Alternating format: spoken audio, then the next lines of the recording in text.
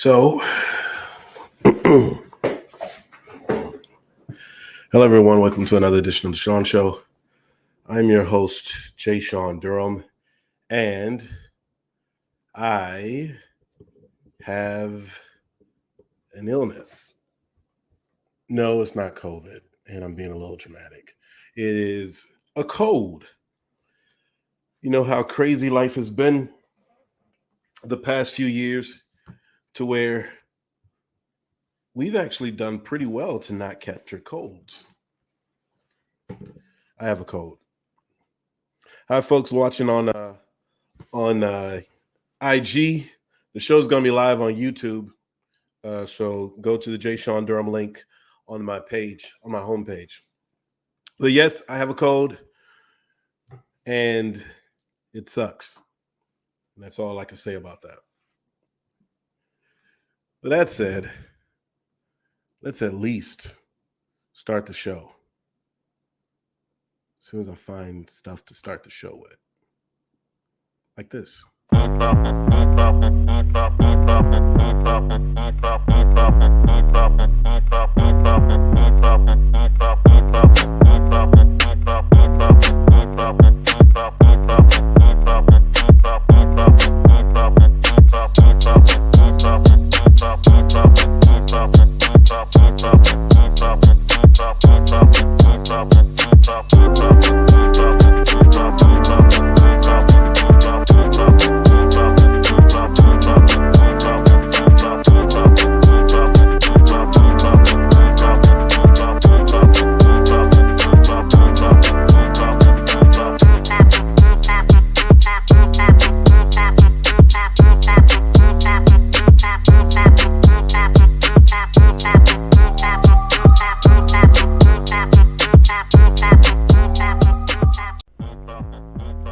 The Shawn Show is brought to you by BodyButterBakery.com. Visit www.bodybutterbakery.com for beard and body oils, hydrating shower gels, nourishing body scrubs with popular scents like strawberry lemonade, mango and pineapple, and champagne apple and honey. Yep, all that and more at BodyButterBakery.com, a proud sponsor of The Shawn Show. The Shawn Show welcomes Live PS, Probiotic Skincare. Live probioticskincare.com/Shawn to take advantage of a 20% discount for a new skin cleaner that recharges with revitalizing cleanser, recovers with live probiotic serum, and protects with daily defense moisturizer. That's right, Shawn has been using this product for the past 4 months, and he recommends you do so too. Live probioticskincare.com/Shawn to get 20% off today. Live PS, a proud sponsor of The Shawn Show. That's right. Welcome to The Shawn Show. I am your host, JSHAWNDURHAM, and here in the man cave, in the Shawn cave here in our downtown DC studios. And I am under the weather, so if my voice cracks or if it gets a little low, like Jody Watley low, then you know what's going on because I have a cold. And it's so ironic. I have not had a cold in since the pandemic. And that also tells you a few things too before we bring in Tyrone, because Tyrone's in the green room. And yes, Tyrone is back, folks, at least for this show. Tyrone is able to make an acquaintance and appearance on the Shawn Show. He'll be my co-pilot tonight as we have a great topic, a great bunch of topics. I just merged them together because I thought of the Vanity 6 song Sex Shooters. But there's a reason why I brought on a gun instructor, a firearm instructor, Tiesha Essex.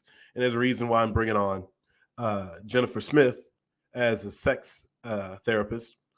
One, because both things are very fascinating to me as topics. And two, because in the news of late, since we talk about this pandemic, another thing that hasn't happened since we're talking about colds, the thing with the pandemic has increased gun ownership. In fact, let's see if I got this thing here. I believe I can show you all this if my technology works. Black women represents 20% of the new, let me turn that off, 20% of the new gun ownership since the pandemic started. 3 million new gun owners in America since the pandemic started. 20%, my quick math says that's 600,000 of new gun owners. Why? What's up with that? I don't know. Well, we're going to talk about it. And for everybody who's on IG, just come to the Shawn Show over on my YouTube channel. It's listed on my homepage, but it's Simplifying J. Shawn Durham. Speaking of Simplifying, this is my homeboy here. He's coming in. What's good, everybody? How we doing? Good to see you, man.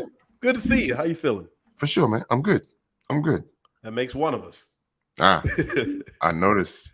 Yeah, right. You'll be all right, man. Just drink some fluids. I'm drinking all the fluids. You'll be good. Man, I was showing the people here on IG. I got water. I got a toddy. I got the stuff to put in the toddy. Basil. The last time you worked out? It's been a week. Okay. And I'm probably gonna try to force myself and flush it out tomorrow. And you traveled recently. I traveled, and I didn't sleep. You don't sleep. You're smoking cigars. You're drinking. That'll do it. Stress, a bunch of stuff. So running the streets with you though. No. I learned about watching you. Oh man, I learned about watching you, Ty. Ty, I'm really excited about the show because we got two really, really keen women on both of these topics. Tiesha Essex, full disclosure, she's from my neck of the woods. She's from Georgia, representing that GA. And she's going to talk to us a little bit about firearms. That article, that little tidbit I posted up. Did you know that 20% of new gun owners in America I had a feeling are black women? I've seen some black women gun groups more and more recently. So yeah, I actually tried to set something up with the cast to do a concealed carry. To go shooting? No, to do the concealed carry training, but it's like almost a full day of training. So it was difficult to try to schedule. Something tells me it's more than that. And I'm going to bring her in here. So instead of us belaboring the point, let's bring in the lovely, the dangerous Tiesha Essex. How are you? Hey, love? how y'all doing? How you doing? Good to see you. I love your setup. Your setup is way better than mine. Like I got to get a camera set up different. You know, Tyrone in a bunker, and my head is at Jack Johnson's crotch, so I got. You know what works, man? Lights. Yeah, and I'm lights. Dark as These hell, are rechargeable USB lights.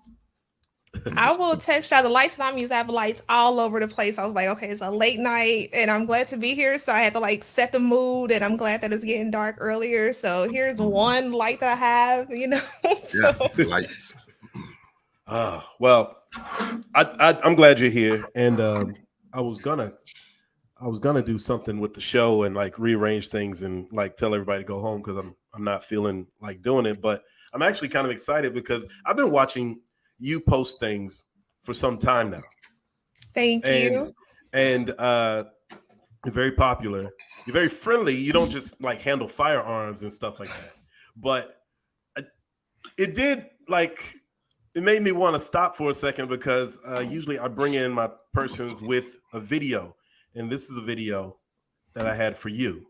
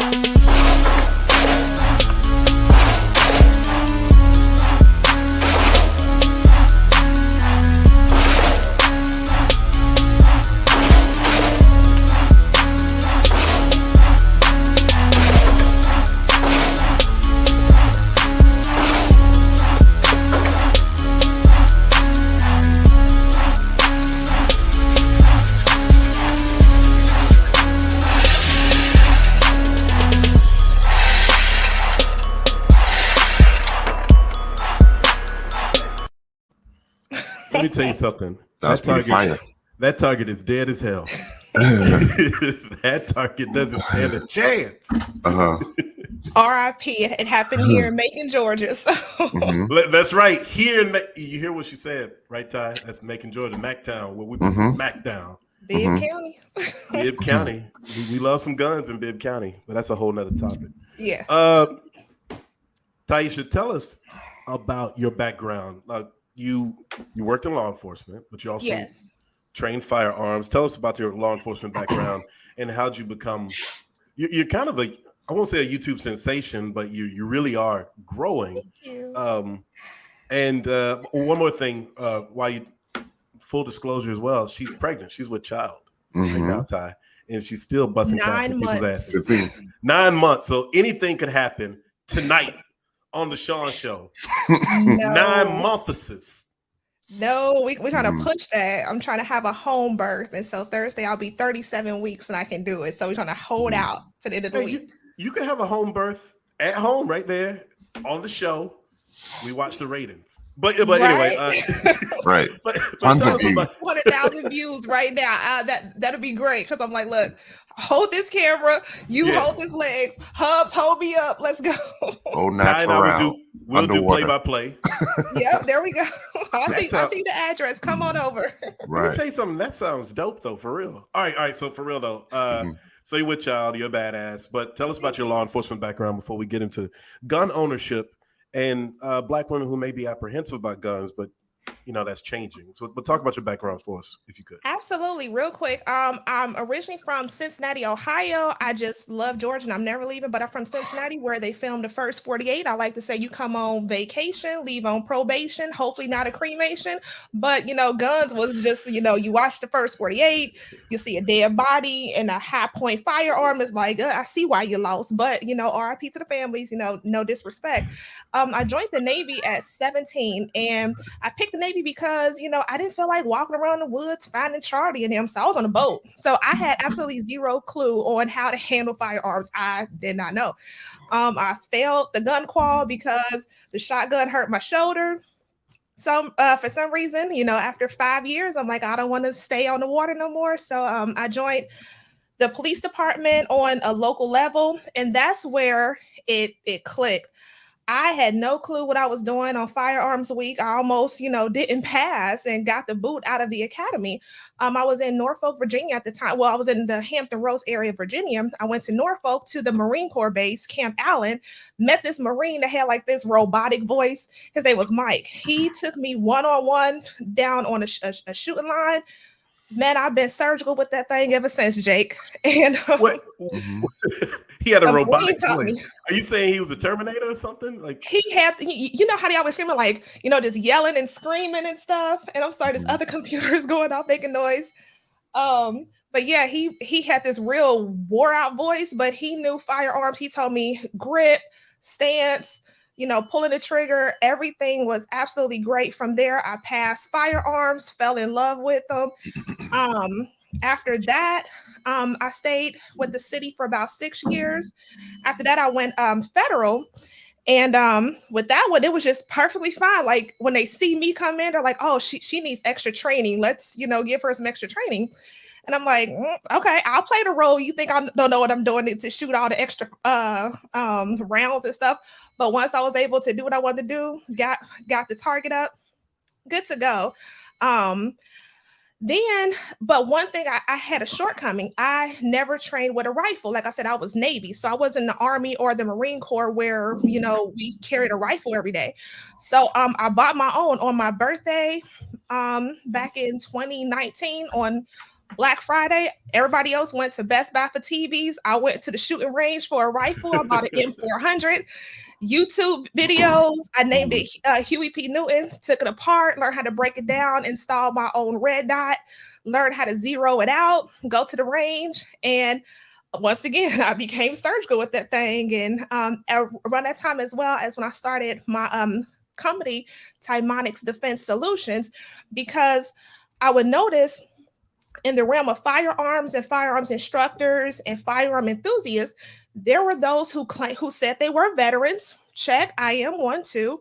They would have like all types of, I served in Iraq and, different tattoos. I didn't have those. And so they did not look like me. They did not represent my community. So I was like, you know what? I'm going all out with it. And the more I posted, the more it took off. And it was just absolutely wonderful. And that's where we are now. So I'm so happy when I see comments on my channel, you know, like, hey, my wife, she didn't like my guns. She didn't want guns in the house, but now she wants to go to the range. I just bought her one. She wants the belly band from your company. She wants to talk to you. So beginning of last year, I actually became a certified firearms instructor, and that's been absolutely wonderful. And so that's the story of my life. So we're here with Tiesha Essex. She's in my hometown of Macon, Georgia. She's from the Natty, apparently, but you did some military stuff, and a lot of different things brought you towards a love affair with guns that you have now, and you own Time on X. This is your company, and you post videos on YouTube, not just about guns or what have you. I mean, you'll go spelunking. You find little places around Georgia that I didn't even know about, and I'm a native. So that's something to look to on your YouTube page. But Ty is a military veteran. And Ty, you were Army, right? Yeah. I was Navy. Oh, that Ty. I'm sorry. I'm no, Ty as well. That's right. We're Ty and Ty. Tyrone, how you doing? You see how it all ties together? We tie and tie. Yeah, but Tyrone is Army. Thank you for your service. And You're welcome. Was it 2 tours, Ty? Yes. In Afghanistan. It's all fun and games until they shoot back at you. Until they shoot back. Right, because targets don't shoot back. Yeah. So I just want to like lay back and let you two guys initiate a conversation, and then I interject a little bit as well. Yeah, sure thing. 2 tours. So the very first tour, you know, had to carry around the rifle all day, every day. Like you can't. Only thing you can do without your weapon is take a shower and go to sleep. That's like full metal jacket. This is my rifle, you know. This is my gun. This is for fun. Many like it, for fun. But this one is mine. Right. And then the second tour was a little bit easier. You know, I got to take the regular M9 with the shoulder holster and all that. So it was a little bit more comfortable the second time. And then even before that, back in 1997 through 99, my first unit overseas was the military police headquarters in Korea. So, you know, weapons were all over the place. I don't have one. I am looking to buy one. They gave me anxiety. I wanted to step away from it. You know, I felt like, you know, I haven't needed it yet, you know, so therefore I feel like I don't need it, but it's good. It's good to have that training, you know, and to have the trigger discipline, and just because you never know, right? You never know. And you're absolutely right, because, you know, I only have 2 hands. I can only carry 1 or 2 at a time. But, you know, it becomes like, wow, I'm really interested. I want, you know, this kind, this manufacturer, this caliber. And before you know it, you know, all your babies are here. Yeah, it's good when you get comfortable enough to customize it, and you find different ways to conceal, you know, in different outfits, you know, with different holsters that feel good, that feel comfortable.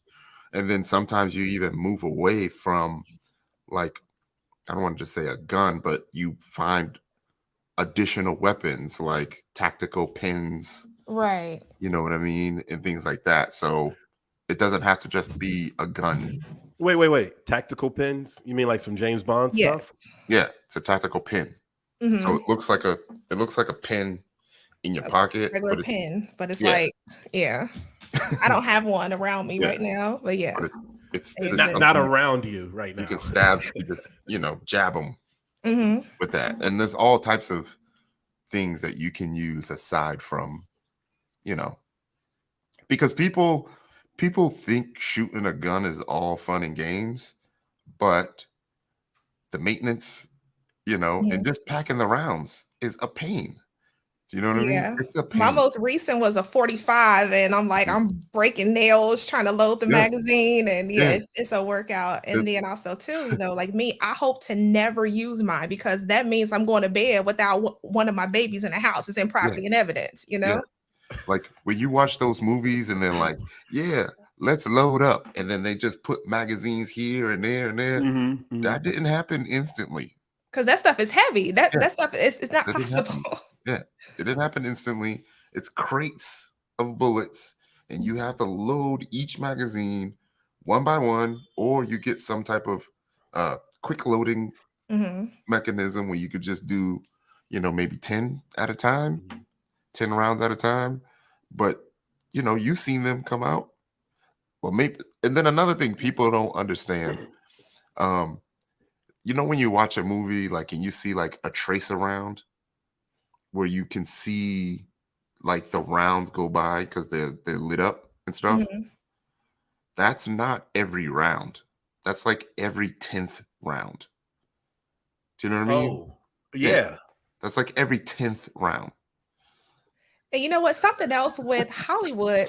I was Yeah. watching Juice the other day, Ooh, and Juice. That's a good bad movie. I was watching Juice, and when you go to the scene where Q was meeting Bishop at the river, and so Q was running and Bishop was shooting. Bishop had like what is it, a 5-shooter revolver, but he shot like 9 rounds without reloading. So you start paying attention to the Hollywood stuff, like this is not real. Yeah, I always count the rounds. Yeah. Always count the rounds. Another thing people don't know is that a shootout is loud. Yes. It's loud. You're not communicating with people like you see on TV. You can just hear them loud and clear. No. I'm at the range with like this year. Loud. I just bought a set of hearing protection with a microphone in it, but before I was just using the standard, earplugs and then the muffs, so you don't hear anything. And there's been a few times where I fired a firearm without hearing protection. You hear that? It's like, whoa. Yeah, you don't definitely. It shakes you up. Yeah, and then the rounds are hot. You know what I mean? You get a round stuck in your they pop back your shirt and all that. Like, you doing a dance, and then you gotta be careful. Take your finger off the trigger because you're up there dancing, then you squeeze, and no, that's not a good day. Yeah, we're here. Go ahead. We're here. Tiesha Essex of Time on X Security Systems. How do we officially say it? What's the official title of your company? Time on X. Timonix Defense Solutions. Defense Solutions. And we have Tyrone here. My road dog Tyrone. Y'all know Tyrone. If you don't, whatever. And you have me, and we're here talking about. If you don't, whatever. If you know, you know. I wanted to get into this topic that I did introduce earlier before you were here, Tiesha. Black women representing 20% of new gun owners since the pandemic. One, can you speak to that? And what are your thoughts on why more sisters are arming up? It's a lot of reasons, but it's really, really good because Black women, we have always had some kind of, home defense or personal protection. You can think back to the days of Fannie Lou Hamer. She talked about, shotguns. Every home should have a shotgun. I believe her quote loosely was, I keep a shotgun in every room of the house because if a devil gonna firebomb my house, he won't be able to write home to his mother. I think that's her. Do not quote me, but I think it is. And we've seen the photos with Harriet Tubman and her shotgun. And Ida B. Wells believed in one too. She called it Iona. Exactly. So, and then, just different women throughout history have always maintained a form of protection, either when their husbands were away at work, or if they lost their husbands early and it was just them and the children. They were not, soft targets, sitting ducks. I think after a while, and I don't want to offend anyone, but, there was this, this mindset that prayer was the protection that you needed.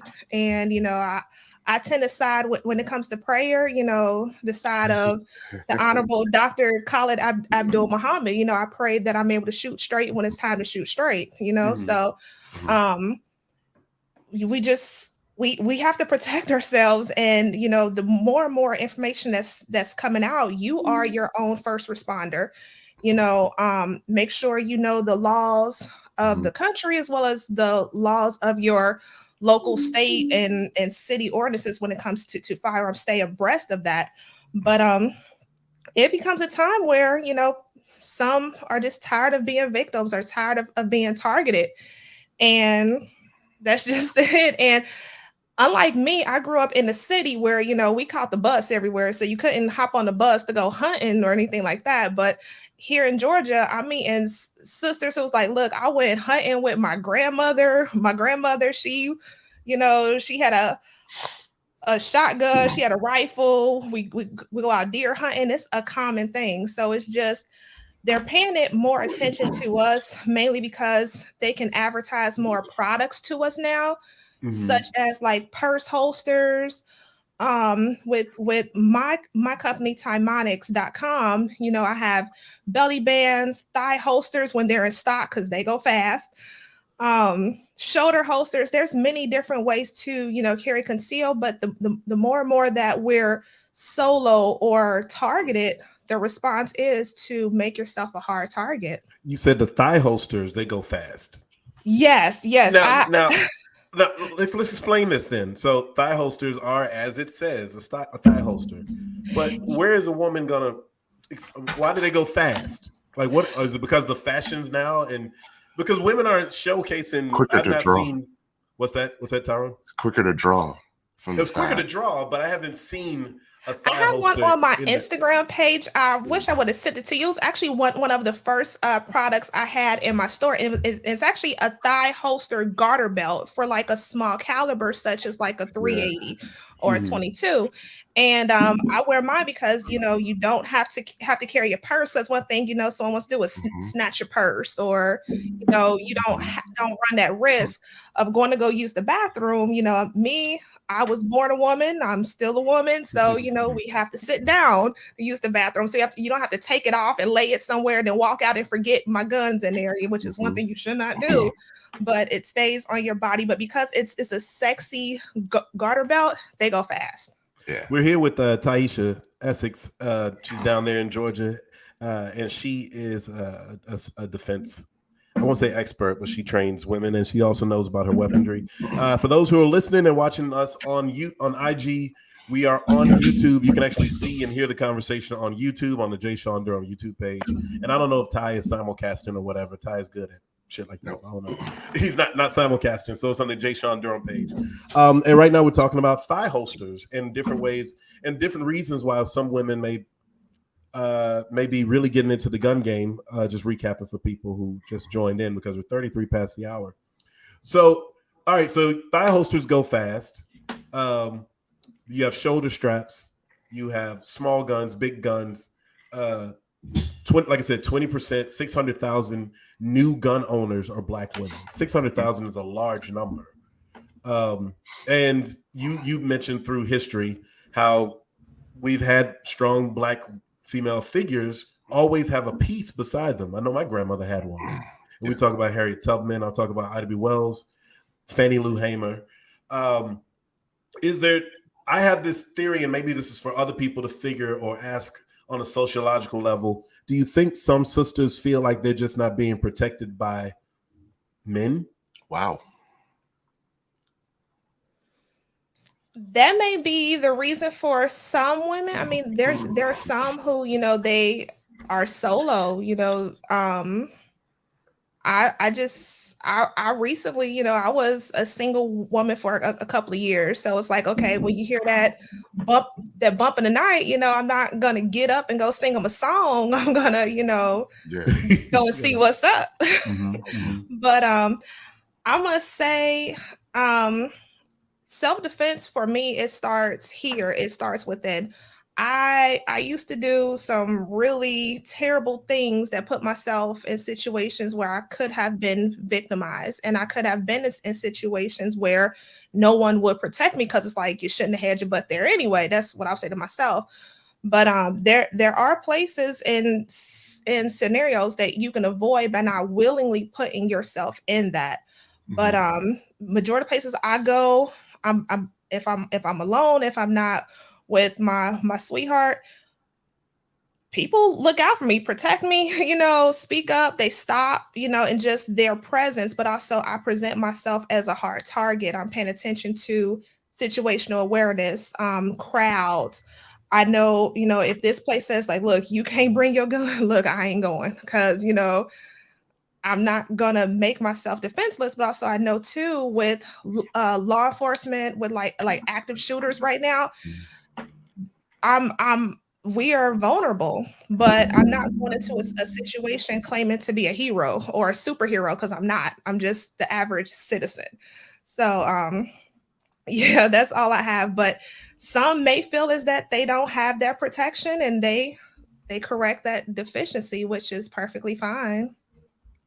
Yeah. And I I got all totally, my crafts yeah. up here. Like I said, I do it all. I got my cricket stuff, all my crafts. Yeah, I totally agree. The things that we don't even take into consideration, as men, women have to deal with all the time. Just something simple like maybe taking the trash out, or just walking to your car, or just getting home, from a night out. Like, we don't even really think about that. Like, I even started teaching my daughter young. She's 13. Let me show y'all what I got here. I don't know if you ever seen this, Shawn, but I have like a real like BB gun rifle with with the proper weight and stuff, just to kind of let me give you the solo layout, just to teach my little one some BRM, some basic rifle marksmanship. But then hers is actually this little pink one, this pink rifle right here that she can use, to shoot BBs in practice. So it's a real thing, And I have friends that's got 10, 20, 30 weapons, and most of them are custom. Lasers, lights, grip, all of it custom.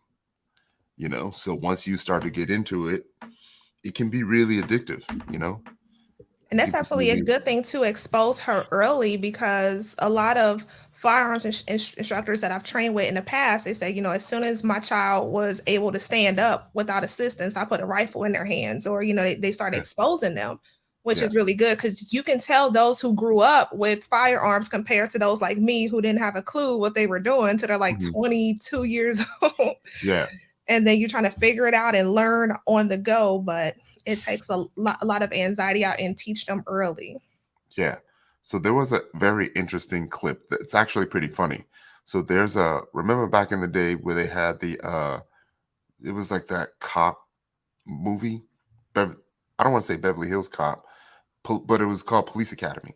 Police Academy. Yeah. They used to call me Hooks when I was a police officer. Today, Hooks. Today. So there was one scene where the dude had the rifle, right? And then he shot the rifle, and then he kind of like turned around, right? And flagged everybody, right? Yeah, flagged everyone, and everyone ducked, except for Hooks, because Hooks knew that you had to cock it again before he was able to fire. Right. So, having that, innate knowledge of how weapons work, could really, really help you. And I think that's like a really, really good scene that people don't really pay attention to, but it illustrates, gun knowledge. Absolutely. Let's go into that, Tiesha. Like Tyrone brings a really good point. Just generic knowledge of how a firearm works. I think I know some sisters there's some who are really gung-ho, like, yes, let me fire some guns and I want to learn that, all that stuff. But then there's others who think it's just a tomboy endeavor, as opposed to, and don't want anything to do with a firearm, but just on basic knowledge. How do you talk to some women about that stigma of being a gun enthusiast, or is there a difference between being a woman gun enthusiast and just a woman who knows how to handle her shit? Absolutely. There's a lot of mindsets we have to work through, because when I got like my first one or something like that, or when I started making a presence on social media that I was a firearms owner and I really enjoyed it, I would get comments like, I don't want to see you get mad. angry black woman and guns, watch out, you know. And I'm like, no, that's not it. You know, so we automatically get that assumption, you know, we crazy with guns. And that's one thing that we have to work through. Like, no, like we're responsible, we have our emotions in check. The angry black woman, or that stereotypical gun in the purse, Medea shooting rounds in the air, that's not normal. That's not common. We have a lot of discipline. Although there are some who, you know, yeah, you got to stay away from, and you know, should not. Right. Hopefully, the checks and balances in place, you know, take care of that. Another one is like, yeah, firearm is dangerous. Like, somebody I went to the range with. I think the first time I took my mom to the range. And my mom, she owned firearms when I was younger. But when I took her to the range, I think a shell casing had came back and hit her in the neck. She's like, I can't do this. It's too loud. And like, girl, I'm like, all right, mom, go wait for me outside. Let me finish up this box of ammo. But I'm really grateful for social media. There are a lot of Black women gun owners who are showing that, you know, we are not just this wild, wanting to be masculine kind of figure that people think. I think that when, you know, I was a police officer and other officers would go and tell their wives about me, like, hey, I have this cool co-worker, she did this, and that. In their minds, they thought like I was bald, I was lesbian, I smoked cigarettes. But when they came to like the award ceremony or the Christmas party or something, they saw was who I was. They're like, so I noticed that those officers kept their distance from me. I'm like, okay. So you said they thought you were bald, lesbian, and smoked cigarettes. Yes, I guess they figure I was kind of, I don't mean to offend nobody, but kind of studdish, because you know that's kind of, you know, typical in the military and stuff like that. But when they found out I was everything but, I wore makeup to work every day, I polished my nails, I tried to smell good, I kept my hair looking nice, but I never wanted to be anything other than, you know, a police woman or female sailor or a woman. I never want to be anything but that. And you don't have to compromise your femininity as a firearms owner.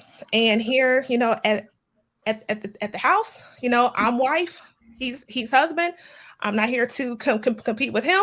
When there's a noise in the middle of the night, babe, I heard a noise. I'm not like, hold on, I got this, you know, and get up. And I'm like Queen Latifah set it off. That ain't it.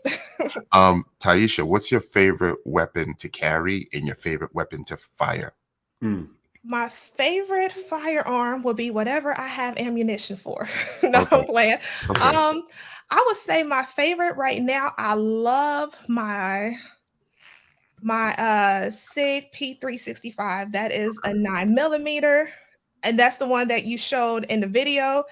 That joker fires like butter. I've made no adjustments to it, no modifications.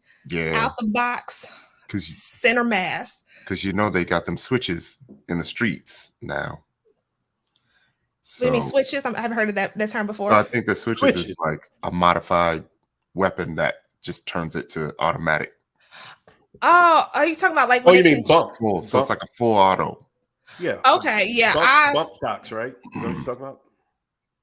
So no, it's a handgun, but it's like full auto, so it fires like a machine gun. I've only seen those on social media. I haven't seen one in real life. Maybe one day I'll go out to Vegas and check out the shot show. But yeah, I haven't seen one in person. The only thing I just did, I learned recently, was that suppressors are legal. So I know it's a long process to get one here in Georgia, but it's definitely worth it. So I'm pondering that. I'm pondering it. Did you say your favorite weapon to fire? My favorite one is, like I said, the SIG P365, and the one that I really love, the one that I carried on duty as a local police officer, and it was the M&P 45. That's those two are my faves. The two that I absolutely hate, will not buy, I don't care. If a store said it only cost $1. The what is it? The M9, the Beretta, that heavy ass You hate Beretta, it. Yeah, I yeah. can't stand that Joker. And the Uh-huh. Mossberg, was that the M500? I hate that Joker. I will not. I don't care. I just like the Beretta because, like, I know it inside and out. So I do just too, but comes I easy. absolutely hate that Joker with all my heart. I cannot stand it. Well, let me ask you this, Tiesha, because since we're naming out certain type of guns and things, is there a certain firearm you would suggest for persons, particularly women, in the city as opposed to the country, or are they?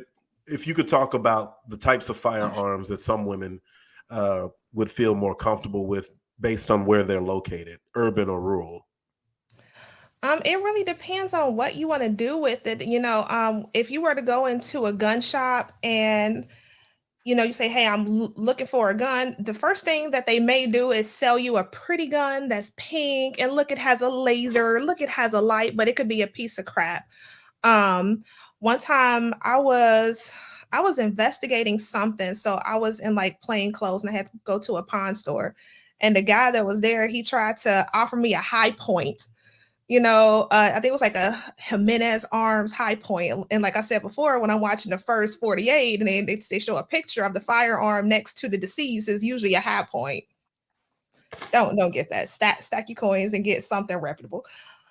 Um, I mean, if you're looking to conceal carry, it depends on your body type. So I would say try out different holsters, different positions where you want to draw from. Me, like I guess without, if I could stand up for a second, like I said, I'm pregnant, so me, I have like this hourglass figure. So let's say if I'm trying to conceal carry now that I'm pregnant, I cannot wear a holster on my waist. So my option would be either like a holster shirt or a shoulder holster, and have a jacket around it, because I can't conceal that. It's going to bulge. I will not opt to carry a Glock 19 because that's a little big. It's going to bulge. So for that one, I would probably carry either I have a Kimber 365. No, I'm sorry, a Kimber 380. And that's a small caliber that I could conceal. But if I'm coming from my shoulder, I'll probably carry my SIG P365, which is a 9 mil. And it's like really small. It's a great firearm. It also depends on what you can handle. I learned how to shoot with a 45, and that's a heavy caliber, and it packs a punch, but I can handle it. I cannot handle a 22. I would shoot rounds all over the place because I'm so used to a heavy caliber. So in the city, I mean, I can't tell you what brand to go for. Just go to a gun shop or a gun range, and you can rent a firearm and take it on the lane and fire it to see how you like it. You can also hook up with a firearms instructor like myself, who you can try and shoot all theirs before you buy, to figure out which one you like best. And you'll find different firearms for different occasions. If I'm wearing, if I'm out jogging, I won't carry a Glock 19. I may opt for, a smaller one. I keep saying SIG P365. I keep saying that's my go-to. But for men, men might be able, because men are built like, I'm not capping, but y'all have like, this square frame, so you can conceal, something in your waistband. So I wouldn't say buy a shotgun if you want to conceal carry. Don't do that. That ain't gonna work. Or a rifle to conceal carry. You might not want to do that either. So Yeah, you definitely made some really good points about, taking time, shoot the different weapons, find out what you like, find out what feels good, the power that you need, like the caliber that you need, the recoil in the weapons takes some getting used to sometimes. And, it's different, like shooting at still targets, shooting at moving targets, you know what I mean? Just the right. reload, like practice all that stuff with the different weapons. And you even brought up another really good point with the concealed carry. Like, these weapons look different, they shape different, the holsters are different, right? So, you know, what may work with one weapon may not work with another weapon, even though it may be, you know, similar in size, similar in caliber. So And it's that's when the good to, training comes in. The yeah, training, you must train, practice, train. Don't yeah, waste your money and just buy something because it's on sale. Because you're gonna buy it, and be yeah, like, I really don't want it. It's been in a box, yeah, for like 12 years. yeah. You Yeah. know. Tiesha, have you got to the point where you could look at someone and be like, "Oh, he carrying, Oh yes, I see it all the time. One thing I he want to talk about, carrying." like we talk about concealed carry a lot, but Uh-huh. open carry is very legal. Mhm, But I tend to not open carry because if I'm going to open carry, I'm going to carry the same type of holster that I did as a police officer, mhm. where it's like it's like the three stages. Because if somebody can just come up Yeah, from behind you and take your gun, and you ain't got no gun no more. yeah, I'm wearing a heavy duty belt. I have I think it's called a Serpa holster, and mhm, then you have to also practice firearm retention. mhm, Like you can't just like, okay, here's a gun, or put in your purse and put your purse down. Next thing your purse and your gun mhm, go. mhm. There's a lot of responsibility, but open carry is very real, and I see that a lot. I'm Yeah, like, I'll see someone open carry. I'm like, that holster is a piece of crap. All yeah, somebody got to do is this, and they can take it from them, or their pants are like really loose. It's like, mhm, yeah, somebody can take that from you. yeah, Like one good strike to a certain area, your mhm. gun is gone. Yeah. Like I've seen, there was a couple videos floating around social media where there was open carry, you know, in a convenience store, and the dude noticed that it wasn't like secured properly Hmm. and just took it from him. Was it the sister who was on the phone? No, I think it was a dude. It was like Okay. two Okay. dudes, and like it was It another dude. happens. Like I think he had like a hoodie on or something, and I'm like, "You're not paying attention to him, Hmm. Should just left it you at know? home. Yeah, you not paying attention." And then like, of course, there's always clips floating around where that 2 or 3 seconds that it takes to get your keys out your purse Hmm. to unlock your door, like that might be a second too much. Right. You know what I mean? And that could be the difference between life and death. You know what I mean? And some people already have their weapon ready, already have their keys out. You know what I mean? Taking a look around Hmm. before you open your door and then open the door. Like those are little things that we take for granted, you know? Right. Well, to that, Taisha, when was the last time you fired in a real situation? Like, was it as a cop?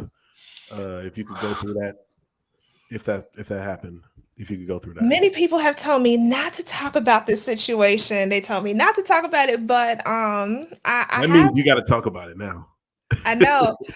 And it's not like talk about it, ashamed or whatever, but it's just, in the situation, right now we have a lot of people who have pets and they love their dogs and their pets as if they were their own children. So I did have a firearms discharge on duty. It was the situation. My partner and I, we were responding to a burglary in progress, and we pulled up a few houses down to approach the house and observe. But once we got out of our cars, I heard this really weird howl. And next thing I know, my partner, his car was in front. This pit bull just came charging. Well, the time I didn't know it was a pit bull as it was charging, its head was down, it was growling, it was low to the ground, hackles were up, its jaws were back, and just charging at him.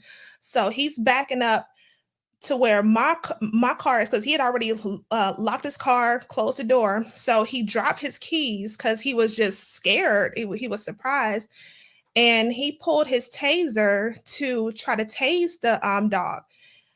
We weren't taught how to tase animals, because how the taser comes out is tasers, the prongs come out like this for a person because you stand vertical, but the dog is um horizontal, so it completely missed the dog.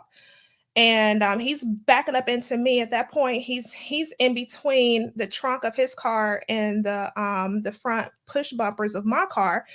And so as he got away, like they kind of maneuvered out, the dog is like charging at me, and I didn't have a taser. I was too skinny to put one on my belt. I drew my firearm, and the dog, it was still aggressively charging at me. And fearing, severe bodily injury, I discharged 3 rounds, two of which missed, but the third one struck the animal like in the back, and then it took off running. So it was like after that happened, it was like everything was silent, but my ears were ringing, and I'm just like, you know, the animals survived. It lived. We did not sustain any injuries, which was good, but it's a situation that you just don't want to be in, because it's like, I would rather train for that day. And we never think about when that day comes, because I was not expecting it. Right. So how disorienting is it to use it in a real life situation like that? For me, I was still able to function. Like, it wasn't as if like, someone was firing back at me or anything like that. It was just in that moment, we've trained so much. We learned how to control our tunnel vision. I didn't have to look down and see where my gun was, or pull out a flashlight and look down. It was just the training kicked in, the muscle memory. And I was able to, before I took my firearm out the holster, I was able to articulate why I was doing it. And I was able to articulate why I made that, like everything that was happening. Plus, I could justify it. It's not like, oh, well, I felt like, or I was scared. It was just, hey, severe bodily injury, possibly death. And it was fine. Whew. Well, with that, we are out of time. That's a perfect way to end this segment. But I got to bring you back on, if you will bless us to come back on. As much as your home state, your home city, county has been good to me, I would never say no. Mactown, where we put the smack down. You got the phone number. I got the phone number now. Although it's the wrong area code for my taste, but it's all good. but Tiesha, thank you so much, and thank you for coming on the Ty Show. The Shawn Show. Tyrone is gonna stick around here. We're gonna take a break in a little bit, but it's Tiemonex, TIEMONEX.com, Personal Defense Solutions. Check her out on the website and check her out here online. We'll be back after this brief break. I'm going to show you an interview from my time with Kojo, because he's going to be in town. So we'll have some information on the other side of this break. All right. Thanks, everybody. Tiesha. Thank you, Ty. Mm-hmm. She was cool. Yeah. I'm always really enthused when women are not afraid to like be into weapons and stuff. So, yeah, like me, like being in military and being around women that you literally have to depend on to save your life one day. Like, it's just, to me, it's normal to like have these conversations. It's kind of like we're soldiers. So it's different. It's a little different for me. Well, I'm sorry. Just put some weapons down. Put some rounds down range. Like, that's all. That's really all I need you to do. We're gonna all go to the range soon, but I'm gonna play this clip. On the other side of it, we're gonna bring up Jenifer Smith, sex therapist. Okay. She's gonna talk about stuff. Yeah. So reload your drinks. Let's reintroduce people to Kojo, because he's gonna be in town this weekend. Okay. All right. A man who has power, wealth, and status will always attract women. If you have power, wealth, and status, depending on what level you are in that hierarchy or that level we talk about, you'll always attract women. Women are attracted to men that have power, wealth, and status. So, as a man, your focus should be power, wealth, status. Yes. It's one of the greatest quotes in Chris Rock's movie, I Think I Love My Wife, where Edward Herman tells Chris Rock's character, you lose money chasing women, but you never lose women chasing money. There you go. Not that we're talking just money, but money here is your path. If you just do your thing, people will find you. But with that said, I mean, that's a fantastic political answer. But how is it dating? How is it dating for you? I don't want you to get off of that. I see you be dancing everywhere and shit. You have the music playing, and you got the gun show going, and you got tens of thousands of people watching you on a near daily basis, checking out your YouTube pages, your TikTok videos, and all that. So the brands of women coming towards you, I'm sure, way different from when you were working at the bank. Absolutely. Again, I mean, this absolutely, because of course, first and foremost, not only have I grown more mature in age, but also your experiences. You've matured in your emotional capacity and intelligence. You've matured in your physique as well. You've matured in your mental state, and that also determines what you also attract as well and what you settle with. So, all of that is all included. I think for me, and then obviously, yes, of course, your the platform helps to create a status. You know what I mean? So inevitably, yes, the woman will change because they see you in a more elevated position. And I learned that actually when I was probably 18, that being on the stage elevates you to a point where women see you as a different person. You know what I mean? So you have to create that stage that you stand on. You know what I mean? But for me, it has changed some things. Dating wise, I haven't dated. You know what? The last 2 years, I haven't dated. I'll be honest with you. When I was we're not believing that. You haven't dated in the last 2 years. No, I haven't dated. When I started my YouTube full time, I was with a girl at the time, and then we broke up towards the end of 2020. So after that, I didn't date again. I've been single. 2 years. I've been single, sir. Well, you can be single. That don't mean you ain't done nothing. Nah, of course, that's why I said I was single.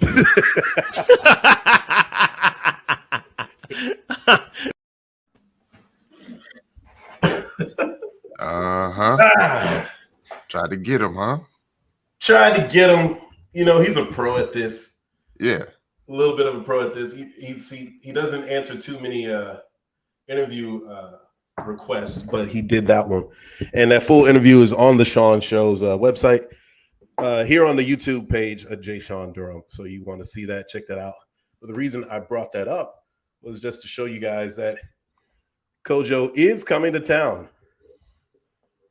He is coming to DC this weekend. And we should be hanging with that cat, right, Ty? Yeah, I mean, Friday, Saturday. Yeah. Info just got out. I think I'll be on the panel Saturday with who else? Phil, Courtney, Sid, bunch of folks. He doesn't have any Ready to Love Potomac people on there. It's just all DC folks, doesn't it? I'm not sure. I can't confirm nor deny, but it's gonna be at least 20 to 30 of us together this weekend. So we'll see. I'll be sure to to have my camera and get some behind the scenes footage. Yeah, I will be there. I will be there. He has the sort of panel as you see up here, guys.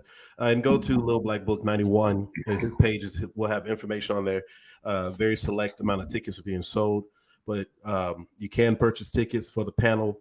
It's from 12 to 4 here in DC at not City Winery. It's Ivy City, I think, right? Ivy City Smoke Shop. Ivy City Smokehouse. So if you're in DC and you want to hang out and you've always seen this cat, and he's doing his U.S. tour, and he loves Ready to Love and Love and Marriage and all those shows, by all means, come see him. You'll see us as well. We'll be hanging out with him in parts of the weekend that you all won't know about, but maybe you'll see pictures of later.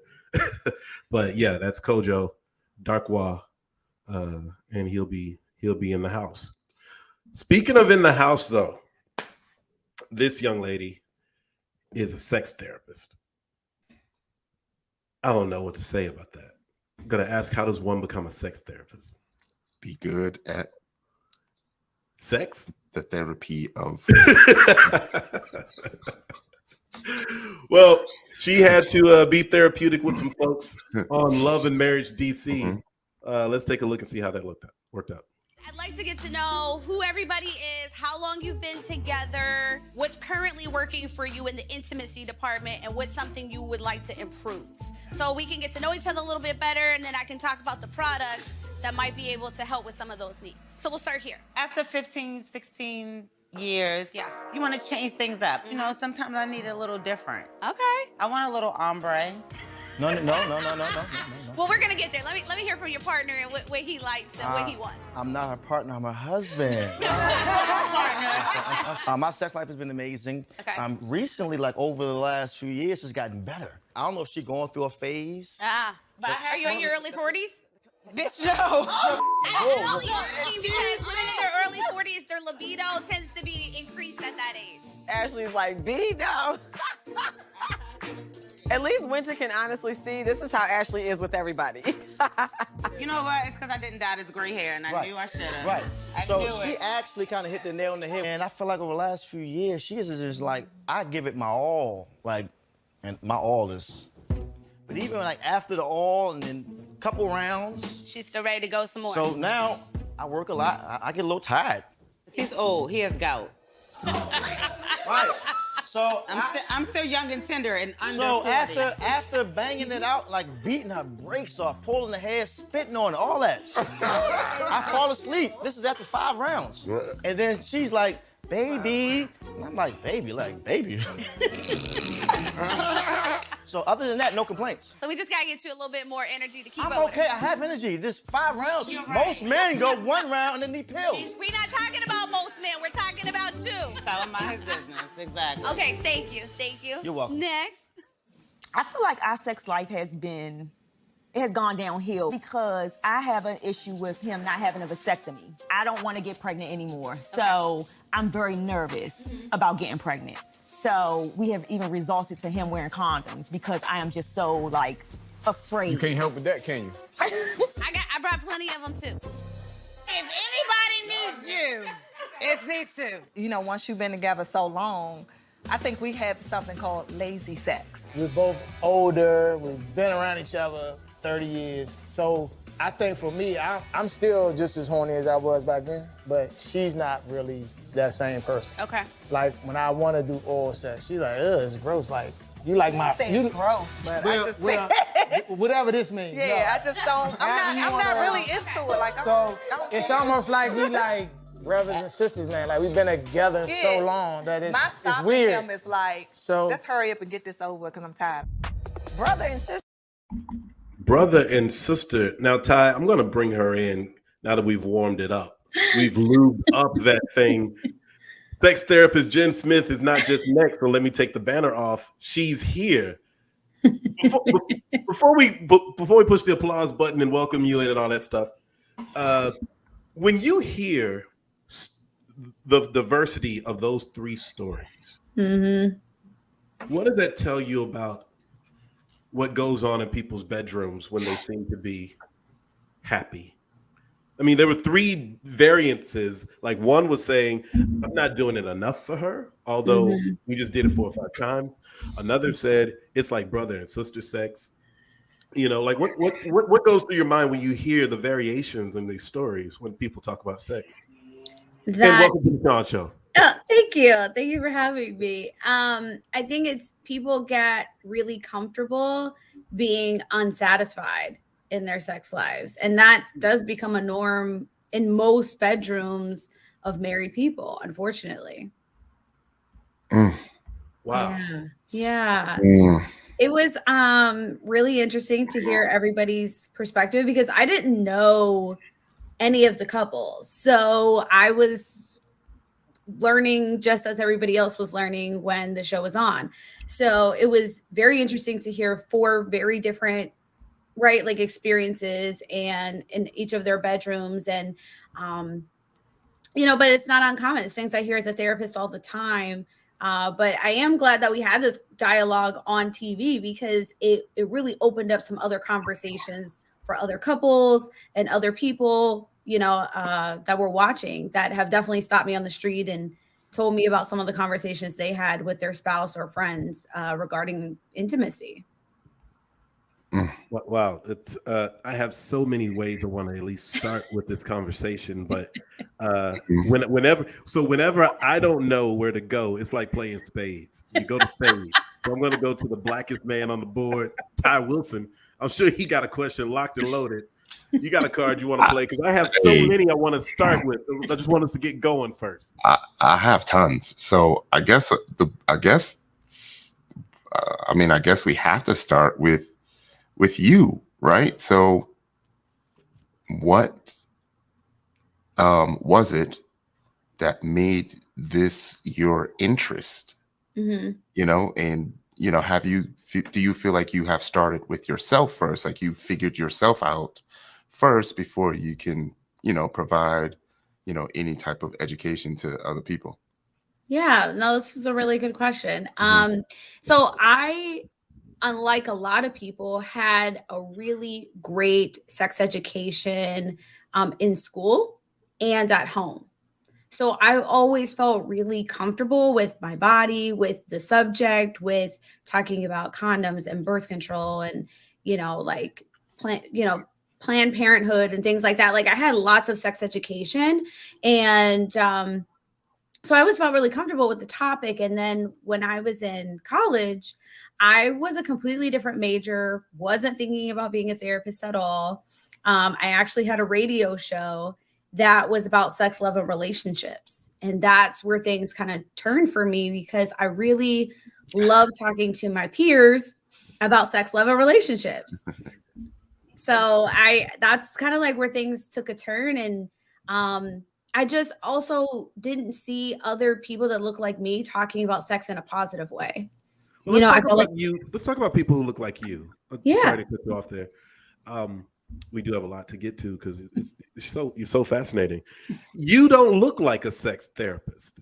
Oh, I mean, what does a sex therapist look like, though? Or what people would think a sex therapist will look like. You have you don't look wholesome. I'm not going to give you that because I don't think wholesome is a compliment. But you have a around the way type of good girl type of feel to you. Like it's like you could say things like come and orgasm and thrust, and you could use all of the verbs and verbiage, and it sounds PG coming from you. Like you have this very sanitized packaging of a sex therapist. Because, you know, we think about sex therapists, we think like, oh, this chick, she likes to blah, blah, blah, blah, blah. How has that been for you being who you are? And I'll do like the radio shows. I'll shut up and listen. I've never had this like question on an interview before. I actually get this That's a right, lot. because the Shawn show, Shawn and Ty bring the real heat. We bring real questions. I actually get this question more of when I'm dating. Is like guys think they're like, I know that you're a sex therapist, but like I don't see that raunchiness from you until we get behind closed door, and then they're like, oh, yeah, I see what you were talking about and what you're doing. So I think that I do think that what you said is one of the reasons why people feel really comfortable coming to talk to me. And even at my workshops, you know, like I always feel like there is a balance of education and being a freak. So I like to give people both. And I'm just fortunate enough that like people feel like I look approachable and they feel safe talking to me. And that's really important to me. Even in a session, like you're coming to see a sex therapist, I don't want you to think that you're going to come there and I'm going to be in like 6-inch heels and like a short ass skirt. You know what I mean? Like this is still therapy and I'm still here to help you and still inform you. And I'm going to look professional, you know? But when I do like a blowjob workshop, yeah, I'm going to look more of the part. I'm going to be in there with, you know, a little bit more fun and loose. Wait. What does looking the part for a blowjob workshop look like? What does that entail?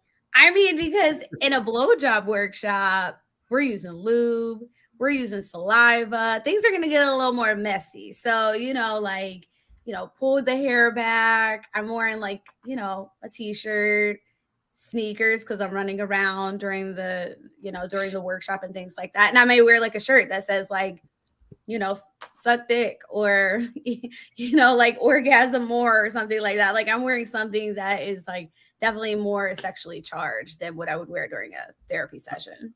This sounds better than when I had a stripper one time long ago put a condom over my foot and insert it inside of her at a bachelor party. Wow. I would rather hire the sex therapist showing women And you could have, they could be plants. They could be those sex therapists showing women how to deliver blowjobs, and I think it'll do the same Yes. thing. Yeah. Wow. I didn't throw the bachelor party, but it was in Durham, North Carolina, and that's a long story. And I'm under the weather, so I'll be quiet. But okay, so Ty, you got a question, and then I got a question. Because and then we'll get to it. We'll really get to the weeds here. Wow. If you have, did you bring toys, by the way? I did not, because I told you. That's right. I did. Yeah. I did. Oh. You have? Are this your personal, or you went and Yes. bought these today? No. What the fuck is that, Ty? Oh. Let's Gotta leave the other ones. Let's get a close up. The other ones in the drawer in the dungeon. Wait a minute. Show that again. What is that? What is that, Ty? You're on It's just full. for it's for census. Oh, you got that. Yes. So I recently just used that for the first, or had that used on me for the first time. Yeah, so there's a lot. Like the rose is a big thing these days. Mm-hmm. You know, so you got to have that in your stash. But you know, I have a different opinion on the rose, because it's not for everybody. Mm-hmm. Before we go into that opinion, what's the rose, everyone? Okay, so the rose is a vibrator that is in the shape of an actual rose, like the bulb, and it is a clitoral stimulator, so it will pulsate and suck and vibrate on your clitoris. I'm not a fan of the rose. Couple reasons. One, I am a big fan of actually using products that look like your genitals. So I am too. Yeah. So I'm like, Again. I don't want a flower on my clit. I would much rather use a penis or like something else that's in the shape of a penis, you know?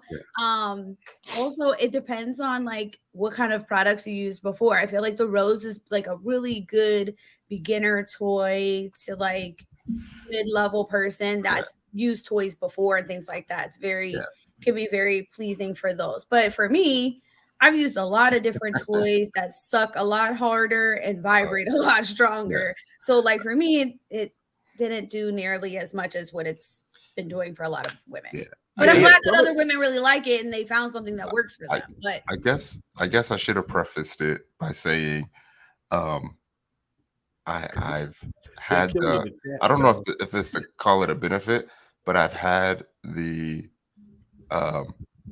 experience to dabble in the lifestyle. So you learn that there's really no way to judge someone based off of looks, but it's almost like they are speaking to you without speaking to you if you're able to identify the signs. Then they stand out pretty clearly. Will you explain to people what the lifestyle is? Okay, so the lifestyle, it's when couples or singles have adult conversations with themselves. They truly understand what their boundaries are, what they like, what they don't like, and they're not afraid to express that, and they're not afraid to, I guess you could say, quote unquote, experiment, right? But as long as everyone knows what the rules are at the beginning and they respect everyone's rules, then it doesn't have to be such a taboo thing, Could I counterweight that though? And this is a segue for you, Jen, as a question. Some women I've dated or had sexual experiences with, they've been great, and they're very eager to please or to try to, I don't know, turn me out or something. Like there's a sex Olympics at the end. You get a gold medal for turning out Shawn or something. But like, I'm really curious. Why do you think some women are trying to erogenize zones for men that men do not want erogenized? Don't touch that. Please don't try to do that. I don't think that's necessary. I'm good with this 2-dimensional orgasm. I don't need you inside of that place or that stuff. And I don't. That's just a thing that some guys don't want to feel or don't even want to introduce as a possibility of feeling. So, why do you think some women are so eager. Some Mm-hmm. partners are so eager to try to do this for their men. Yeah, this is a good question. And Shawn, I'm gonna bring it back to like this is like a common thing just amongst men and women of not communicating what actually works for them, what turns them on, what are their pleasure spots, you know, and like what actually they like and enjoy. People don't talk about that enough. So but to answer your question specifically, most women are coming in and doing what their last partner liked or what they actually like doing and not really identifying what it is that you like. And that's going to be your job to really speak up and say that before the intimacy even happens.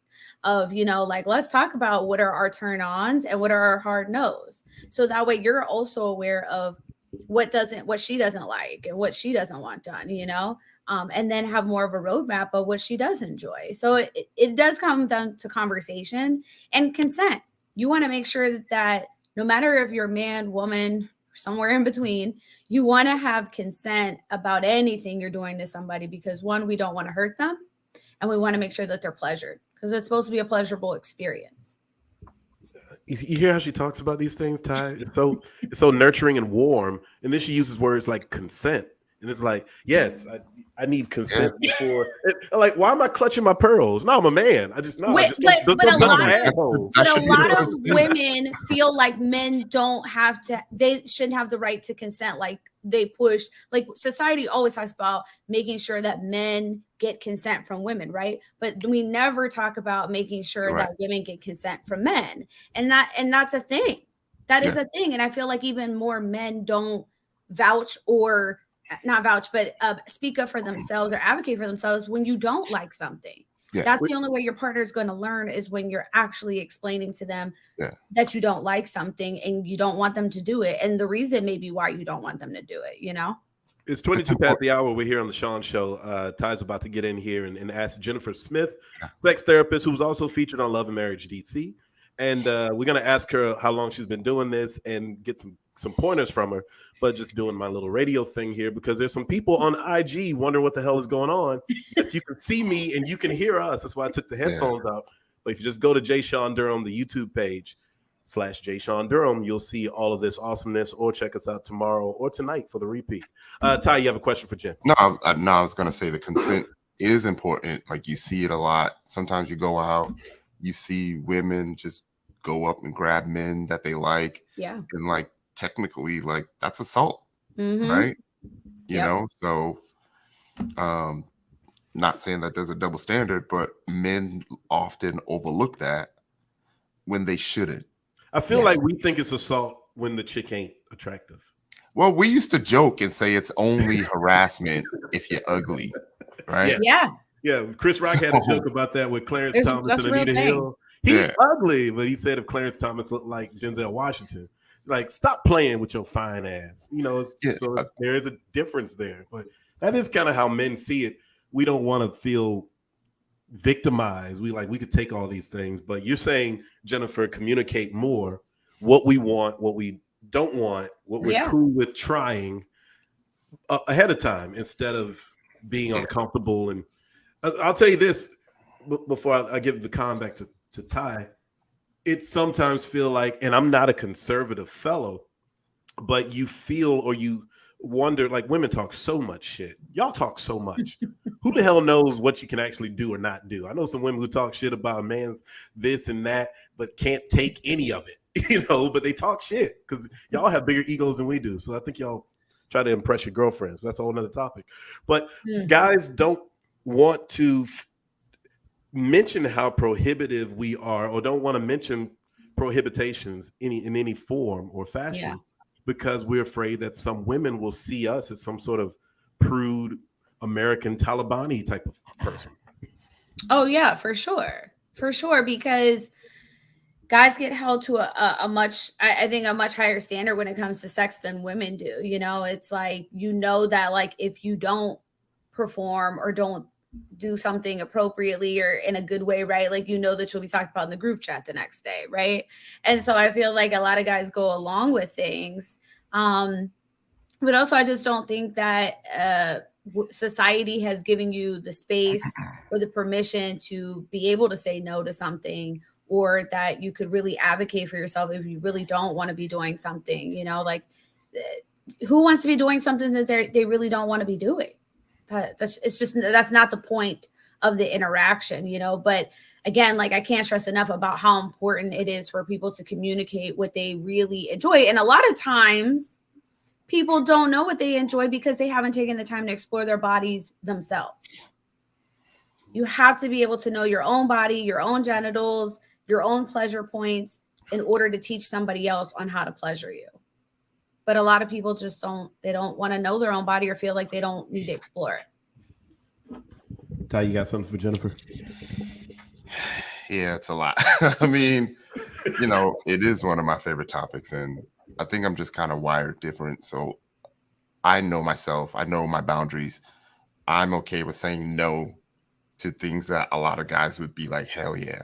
You know, like if I don't like it, I don't like it. I don't care about your feelings, right? It's not what I want. Yeah. The other thing is that I'm in tune. I'm emotionally, you know, aware, emotionally secure, and unselfish to a fault. And plus, like, I hack into things for a living, so I like discovering new things, and I like, and this is almost addressing your previous question as to why, you know, people like to, I guess, help people get across that threshold or whatever you want to call it. It's because you want to discover new things, and you want to tie the sexual act to an emotion, right? Not necessarily, it's not about the transaction of the sexual act. It's about us creating an emotional connection in that moment. Like, you'll remember me for that emotional connection, you know, longer than you'll remember how it felt physically.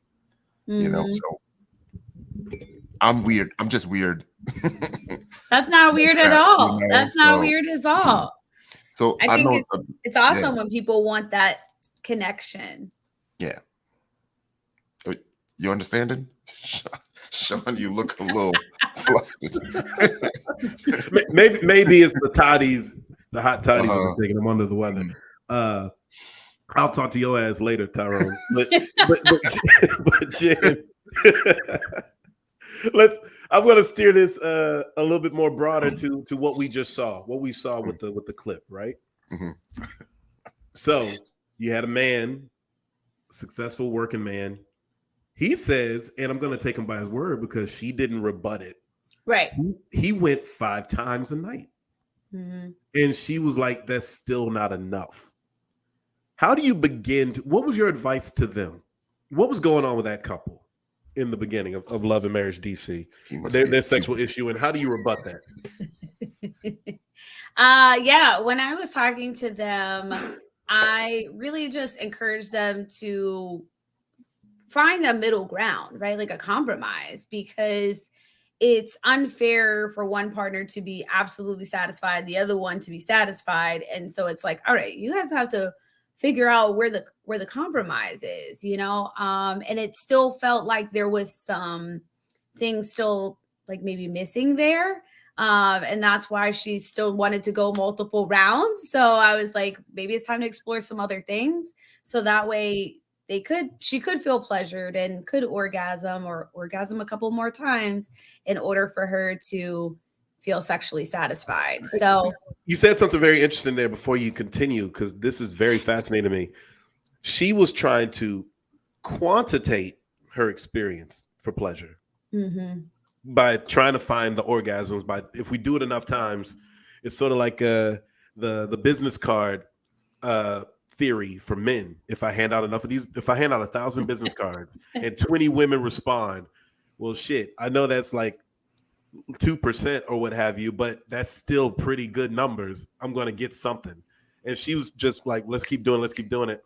Was she, I don't know if you asked this question any further, because I didn't watch the show. My apologies to that. I'm not in love, nor am I married. So, that's okay. But was there any head nodding when you suggested maybe you need to find something that's better on a quality level for her? Was there some sort of understanding instead of the quantity? It came down to, just like finding more time, like he works a lot. So it always felt like they were trying to achieve these goals in a very small time period. And so like it just talked about more about like him needing to just create more space, right, for the intimacy to happen and for them to just be able to connect more. So I know that he definitely has made some adjustments now, and when I've seen them out in these DC streets, they definitely seem to have figured it out. They seem really happy now with where their intimacy is. Okay, that's couple one. Before we go on to the other guys, and then I'll give the con back to Ty. How did you become a sex therapist? So I became a sex therapist. Or is it why, not how? Well, why? Oh, I'm sorry. No. Why? Okay. No, why? The question is both. I have both of those as the questions, but okay. Answer how you like. I became a sex therapist because, kind of going back to what I said before, I didn't see anyone that looked like me talking about sex on TV. I used to watch white sex therapists or sex experts on TV growing up, but I didn't see any that looked like me. And I just felt like that representation was so important, because all I kept hearing were Black women were, like we were the highest for HIV positive cases. We were always the ones that were in the highest rate to be sexually assaulted. And, there was lots of different things that I was just like, every time I hear talking about Black women and something sex related, it's negative.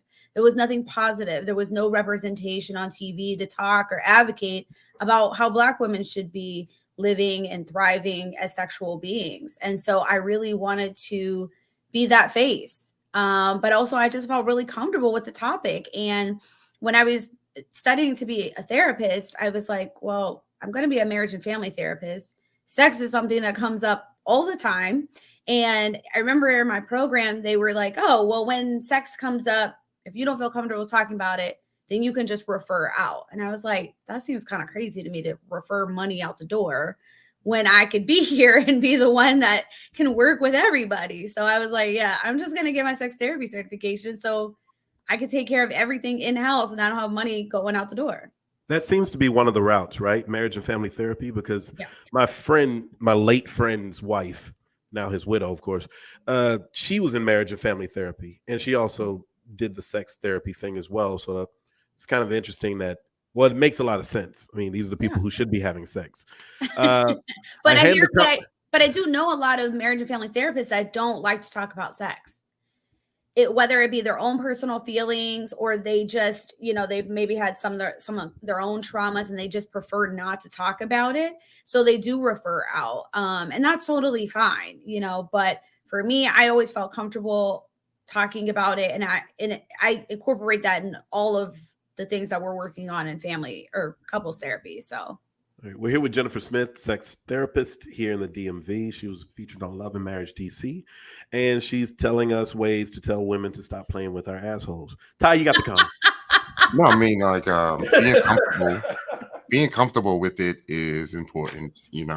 At an early age, my father, I think I was maybe 13, and he was like, "Hey, I'm on my way to the store. Here's a magazine. Get to know yourself." Wow. Just like that. And my siblings, my brother and sister, my mom, like we've always been very open about it, and we don't we don't necessarily, like, we don't get that raunchy with it, but my mom can call me and I can give her a look, and then she knows what that looks means, and she'll be like, all right, I'll call you back. So it's all good. And I've had some friends, a friend that was willing to like be patient. She was kind of a therapist, but on the physical side. Mm-hmm. She was like, hey, like, do you want to learn about the women's anatomy? Yeah. I was like, sure. Why not? She was like, all right. So she was giving classes anyway, and she was like, this is what I do in my class. Yeah. He spread eagle and was like, this is You know, I don't know how specific that I should get, but you know, and I learned a lot that day. And Yeah. I was always into learning. You know, I was always into like finding new things and being patient. So it wasn't, you know, it's not a big deal. It's just almost kind of fun, you know, to go out and then to recognize some things, and then you just kind of chuckle a little bit. You're like, oh, okay, I see the ring, I see the nails, you know what I mean? I see the shirt, you know, I see the logos on your shirt. Like, okay. And then like you might even want to go out to places and just peruse. Oh, for sure. You I know? love that. I mean, no, sex education. I think a lot of people get this narrative that it's once you get it like in school or, you know, as a teenager, like it stops. Like you don't have to continue to you don't have to continue to educate yourself, but you absolutely do. You know, things change every month or every, you know, couple of months in sex and products and positions and, you know, even STDs and things like that. We have to continue to keep ourselves up to date and educated about what's happening. And if you're with a partner, teaching your partner about what's happening with your body, if it's changing, you know, or if your pleasure is changing, your genitals are changing, you know, especially for anyone who has had a child or you've had some type of physical accident, trauma, you know, like anything, right? Like you have to be able to continue that education about what's happening with your body and educating your partner about what's happening to it. But I definitely encourage people to read books, go to workshops, go to lifestyle clubs, you know, and really research different things before trying them so that you feel really rehearsed and educated before trying it with somebody else. Yeah. And even if it means that you have to, you know, mentally and emotionally, you know, practice putting yourself in that position to where you have to make a decision as to what you like and what you don't like and what's okay and what's not okay. I think that's a really good practice too, because, you know, that way, like if you do start dating and you do get a question about something lifestyle related, you know, you're not stunned. You know, you've already, you know, absorbed how you feel about that. You already know what your answer is going to be.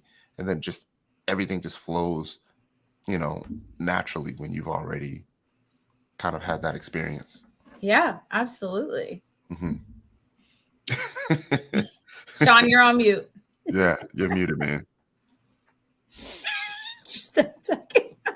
Shawn, you're muted. Yeah, you don't. So anyway, like just you know, a lot of men, and I know this from like got my guy friends. A lot of them are kind of selfish, and then they're gluttonous, and then they want more and more and more, right? And then they want 2 women and 3 women and 4 women, and it's sometimes once you get to your, I guess you can call it your sexual, I don't want to even call it a peak, but it's kind of hard to go backwards, you know, once you've experienced some things, right? So you feel like you know where your threshold is, and then it feels great. So you always want to go back there, you know? Yeah. I love when guys say that because I'm like, but can you really handle like 3 or 4 women? I really like to put people to the test when guys say that because I'm like, really? Yeah. So I'm happy you said that. So just even something that you would think is simple, right? And it was like the 30-day challenge. Can you have sex with your mate every day for 30 straight days? And most people tap out at like day 8, day 9. Sad. We're here with Tyrone, aka Cyrano de Bergerac, and with also sex therapist Jenifer Smith. And we are 40 past the hour here on this lovely YouTube show, Sex/Shooters. I do want to get back and be more specific because people may identify with some of the specifics because you were negotiating 3 different types of dilemmas. Let's go to the lady in the end who said, who was basically like, even when a man wants to give her oral, she was like, that doesn't do it for her. And now this is something as a man, this is interesting. Now, the people who listen to and have sex parties with are largely women. Men are not hiring dudes to say, well, you fucking cantaloupe like this. We're not doing that. We're not having American Pie scenes or anything like that. We could, but that's weird as shit if you're around other places with dudes, and we're not doing No, that. it's not. No, But it's not. You're all there so- for the same purpose, which is to learn how to be a better lover. There's no Right. shame if it is in the room full of other guys. So what was the thing with this guy? Well, not this guy, but this gent who he thinks like, all right, guys have been told if you can't do it with your Johnson, then you got to do it with your mouth. You got to be oral. But she rejects the mouth because she's like, I'm not really into that. Yeah. Is this a him problem in making her happy or her problem? How does that conversation begin? And what did you tell them? Yeah, I mean, with that particular couple, I wanted to know about like and obviously this is TV, and you guys know like you're limited on how much time you have with everybody, right? When you're shooting. So like, as much as I am a therapist, I wanted to unpack a whole bunch of shit, but I didn't have that much time. So I like just asked them simply like, had their sex life always been this way? And it hadn't been. It hadn't been. And we kind of got to a place where they were able to talk about like where things started to change. Life gets hectic and busy and stressful, and that was playing a part. And people don't realize how much stress will put a damper on your libido. It just can't have the same kind of energy when the body is stressed, when the brain is stressed. People don't realize your brain is a big part of where arousal comes from. And so it was a lot in that. So we just kind of talked about how she could be spending more time grounding and decompressing from the day and from stress and responsibility to create just a little bit more energy and time to have sex. But also age played a part for them too. Men and women's libidos are never at the same place. They're just different, so like where she was in age, her libido just was a little lower. And so we just talked about like, making sure that you're getting, she was getting checkups with, her gynecologist to check hormone levels and testosterone levels, and, just making sure like things are working the way that they're supposed to. And if they're not, then there might need to be some adjustments to, supplements, vitamins, eating, exercise, those kind of things to increase the libido more. So you gave them a global realm of possibility. Yeah. That's going on. But oh yeah. And let me tell you, they're having hard. great sex now. They can't get enough of each other. Are you right there taking notes? Like, yep, that's I good sex. That's a good move. For most of the couples I have been able to talk with or see after Love and Marriage, DC. And so like I talk to Arena and James like pretty regularly. So I know that they're very happy with their sex life now, and definitely ask for toy recommendations. Were you brought on by the show, or were you brought on by as friends of them? How were you introduced to the show, your role, your appearance? Yeah, so I actually know Winter because who's a cast member. We actually met maybe like 6 years ago at a conference, and I was the only sex therapist at the conference that was called Black Therapists Rock. And so we connected, and I was actually here in DC. We connected as I connected with many other therapists, and we just always kept in touch. And she's come and support me at different activities over the year. I've come and supported her. And so when she was filming, she reached out to me and said, hey, we're really needing a sex therapist to come and meet with some of the couples as different topics have come up that are sex related. Would you be interested? And I said, yeah. So that's how it happened. That's dope. Winter is an Arkansas Razorback, and I haven't contacted her since she was on the show talking about Woo Pig Suey. Them jokers have lost 3 straight games, so she ain't got shit to say to me. Yeah, so it's fascinating. I mean, all right, so I saw that this one brother, Hassan Raglan, put this into the caption. I want you to respond to this. I was 36 years old when finally figuring out how to use my Johnson. Now, I suspect, and maybe you'll tell me differently, you don't often have the man and the woman when you're doing your consultations or what have you, do you? You do? Yeah. Often? If so, how do you make that consultation with him, like, yo, bro, you just learned how to make your willy willy, you know. So one, I would never shame a client, and you should not shame somebody. I'm not shaming anyone. I'm just repeating stuff. This is how we ask questions in journalism. Okay. We characterize. It is kind of like 50-50s. Usually, I will say it usually is a man that reaches out first. When people come for couples therapy, it usually is the man that comes and reaches out first, because at that point, they've exhausted all other possibilities, and they're pulling me in the fourth quarter to be able to help close the deal of trying to help them figure out how to get back some intimacy or increase their sex, or just interactions, period. So the men usually reach out. I'll have the couple come in if that's what they're wanting to do. And if it's just the man that wants to come in, that's fine too. So I would say it's like 50-50. But if it is a couple that comes in, then I just really talk about, I mean, they're very honest, but by the time you come see a sex therapist, they're ready to talk about anything and everything that's been happening. So I really just ask, like, what's been happening with the intimacy, arousal, if there's any premature ejaculation. You know, I'm asking about orgasms. I'm not asking about all of that stuff. But one of the first things I ask when a male is coming in specifically, I'm asking, when was the last time he's gotten a physical? And when was the last time he's been to the urologist? Because I have found that a lot of men, specifically Black men, don't go to the urologist. And that could be a very big reason why your penis may not be functioning as normal. So I really want people to, I encourage men to go to the urologist and have those yearly checkups, just as you should with your PCP. Ty, you got something with that? I agree. I agree. Like, I think, you know, for some reason, like, there's things that we feel are just taboo, but at a subconscious level, and it's really like affecting a lot of people. Like, it's affecting the community, and that knowledge doesn't get passed down. And then now you have generations upon generations that are just doing things incorrectly and are afraid to have the conversations and then they end up not addressing it. And then you can end up messing up some really good relationships, you know, when you're not having those conversations at the beginning of the relationship about what you like and what you don't like and what's normal for you and what's not normal for you. You know what I mean? And what your sexual appetite is, maybe out of fear of turning someone off.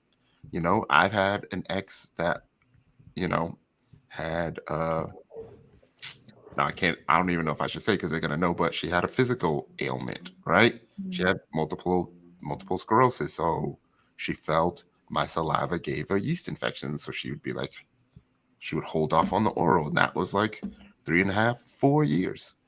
And then I had another one that was just not a fan of saliva. It would just, you know, that was just her thing, you know, and you know, no matter what you want, you have to be understanding, you know, of your partner, you know. Well, can I just add on to that type? Because this is like something I can't talk about enough. So for people that may be like, oh, like, who wouldn't like saliva? Saliva holds a lot of bacteria that is not good for the female genitalia, because it does create yeast infections and it can throw off your pH balance. So as much as porn makes it look very sexy and desirable, it's actually not that good for you unless you are literally brushing your teeth and using mouthwash before giving oral every time. Which is probably what they were doing, because porn actually has its own union.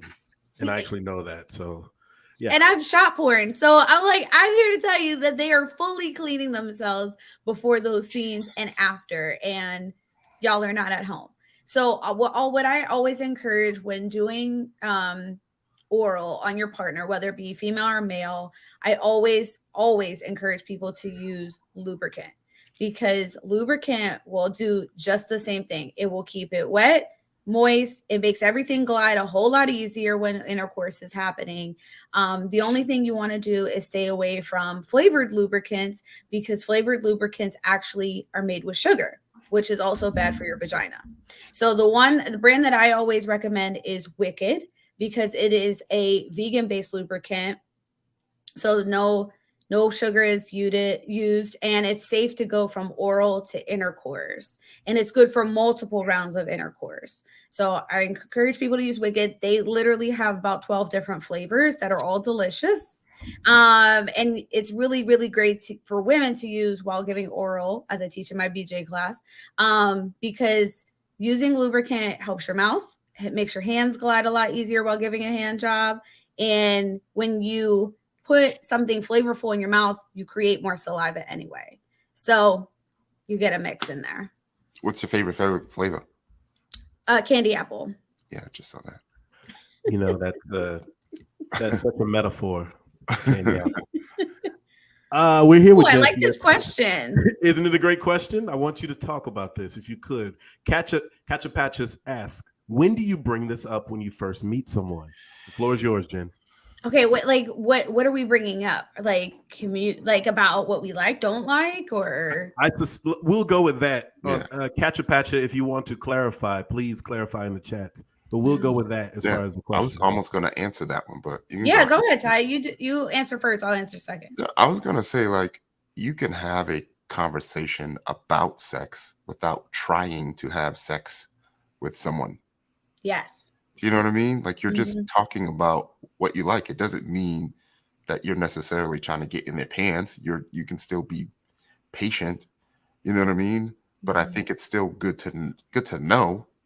You know, if you're confident enough to have it early and it's in the flow of the conversation, then I don't think it's too early, because, you know, you may find out something that you don't agree with early, and then you can save yourself some time. You know what I mean? So, I mean, sex is important. It's very important. So you should be comfortable enough to figure out if you're compatible sexually, just like if you're compatible emotionally, or, you know, on that same wavelength. Like, it's just one of the ththings that you should talk about. I got one of the 5 people actually listening instead of watching on YouTube. What the hell is wrong with y'all? On IG, because Black people are hilarious. It's right there in my link. JSHAWN. Anyway, whatever. Negro. Anyway, but this fool said lube has a bad taste. What can we do about that, Jen? Okay, buy Wicked. I can't stress this enough. Wicked has a good taste. Because Wicked is actually created for oral and intercourse. Most other lubricants are focused strictly on intercourse. So they never worried about how it was going to taste, because you're not putting it in your mouth. So I definitely encourage people to use Wicked. It has lots of different flavors. It has like candy apple, caramel, and vanilla bean. It has pink lemonade. Like, it has a bunch. So I encourage you. They even have a sampler pack you can buy. So check Wicked out. It's $9 for 4 ounces. There's a variety pack of Yeah. lube? Yeah. Like the cereals we used to buy as kids. You could get like corn pops with honey smack and lube and frosted flakes. Sometimes it's very difficult to find a good lube that you like. Yeah. No, I'm here. I've been using it personally and professionally for probably like 6 years. So and every time I have introduced it to people at a workshop or in a session, they are thrilled with the results. So I can't say enough about Wicked. All right, Jenifer. I just ordered one. I got to race to this one, Ty, because she introduced it. And it's just like in a court proceedings. When you introduce it, then I introduce it. Let's talk about that personal life. How is that? And do people grill you a lot on your personal sex life? Can you go into any details or on anything? I don't think people really grill me about it. I think they ask, like, you know, biggest question is like, so are you a freak? Like, and like, oh, what kind of freak are you? You know, like, they want to know, like, those are like the number one questions, but nobody really grills me about like, oh, are you sucking dick that much? Like, people, they don't ask those types of things, but I am an open book. Like, I've never say, there's not too many things that I'll be like, oh, I'm not answering that. You know, like, I like to normalize that sex is a very normal conversation to have, and no matter the levels to it, right? Like, if it's not, you know, talking about other people who might be involved, then I think I'm fine with it. All right, this is a good conversation we're having now, but I would love to one of these days, if we get to know each other, maybe see each other some more cookouts. If you're ever down with this, you have 3 glasses of wine in, and me just being who I am, and maybe Ty will be there because he's Ty. Or anybody, just in general, a sex conversation that doesn't feel so clinical. Because I don't feel like people talk about sex clinically. I think they talk about like dick and pussy and all the crude words and all the descriptions. Doing that. And we're not doing it tonight because we're closing in on out of time. I feel like we are. We're not there yet because she has not defined. Because I was about to get into this BJ class, but we haven't got. I'm not getting into the. Hey, don't put that in nervous, there. I'm not. Shawn? Hey, let me say something. Hold on. Let me go full screen here. I'm not saying I'm getting into a BJ class. You motherfuckers. Hey, maybe you were going to be the live model. I mean, but you just took yourself out of that. Well, I didn't take myself out of the live modeling. Let me tell y'all something. I forgot my question. Ty, do you have a question? Yeah, so you're gonna have, let me tell people about the BJ class, okay? Please tell us about the BJ class. So my business partner and I started teaching. The class is called What That Mouth Do. We started teaching it about 5 years ago because she is a sex education expert and I am a sex therapist. And so we would get together and have these conversations about people we were running into or had during our sessions that just really didn't know more about sex education. But also they were all kind of having these issues of not knowing how to give a blowjob, not liking it, or being forced to give it by a partner. And so we were like, there's just not a real good workshop that actually gives you the education and the technique to learn how to give a good BJ. So let's put some curriculum together. So we put a curriculum together and we just started hosting these workshops. And to our surprise, women came out in like record numbers and it was awesome. And so we taught our workshop at Exotica, which is a sex education, sex exploratory conference that travels around the country. And so we taught our workshop in different states at Exotica. And then we taught a lot of private workshops in Miami, Pittsburgh, DC, like all over. So in the class, it's 2 hours. First hour, we go through anatomy because I'm like, if you are putting something in your mouth, you need to know every part. You need to know every part of it. So we go over anatomy, hygiene, pleasure points, how to recognize when your partner is about to come. And then the second hour is all about technique, how to give a good hand job, how to actually use some theatrics to make it more pleasurable, and then how to give it in different positions. And then spit, swallow, and deep throat. That was the most fascinating time because your camera froze. But we heard the verbiage, and it was just you smiling after you said spit, swallow, and deeper. That's literally what happened. They're all good things. Those are all good things. It's just a perfect. I wish I had a close up there, which is a whole nother topic. Okay, so how about this? And I don't want to belabor our conversation because I know I promised you a certain time frame and we have to go. But is there a class for men? I have actually. So there's have a couple. You thought about this? Because it seemed like there would be something there as well. I have gotten this question a lot. I don't think I would teach it just because I don't know if I could handle all the different things that come with having workshops for men. The women come in and they're like wanting to know, like they're like ready to take notes and they want to figure it out. They want to like, well, show me if I'm doing this correctly, right? Like men are like, I'm not talking about for BJs. I'm talking about for. Well, I know, but even like to learn how to like eat pussy, guys are just still like, well, you lay down and now let me try it on you, and I'm like, hold on, now like we got to set some boundaries. So like, I don't think it would be the same if I was teaching it. So like, but I do know there are sex experts out here that do teach it, or sex coaches that do teach men how to.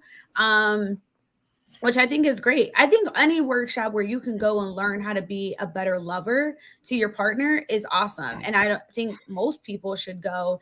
And even if you know that you're doing it well for your partner, there's still something there to learn. There's still something to gain by going. And I want people to just be open to that. It's like sex education is something Alexa, stop. I want. Ooh, what Alexa had to say about that shit? I'm at my mom's house, so she has reminders set. But you think your mom's listening? You think your mom's listening? No, she probably took her hearing aid out because she don't want to hear nothing I got to say about this topic. Does your mom know the specifics to the level of how you make your money? Oh yeah, she does. Yeah, I mean, you know, it was on OWN, so she knows now. Well, she knows now. But what was it like when that first became the situation? Like, okay, mom, I'm a therapist, but well, not only therapy, but it's like have people having sex. When that first was brokered to her, what was she like? So the very first time, this is actually a funny story.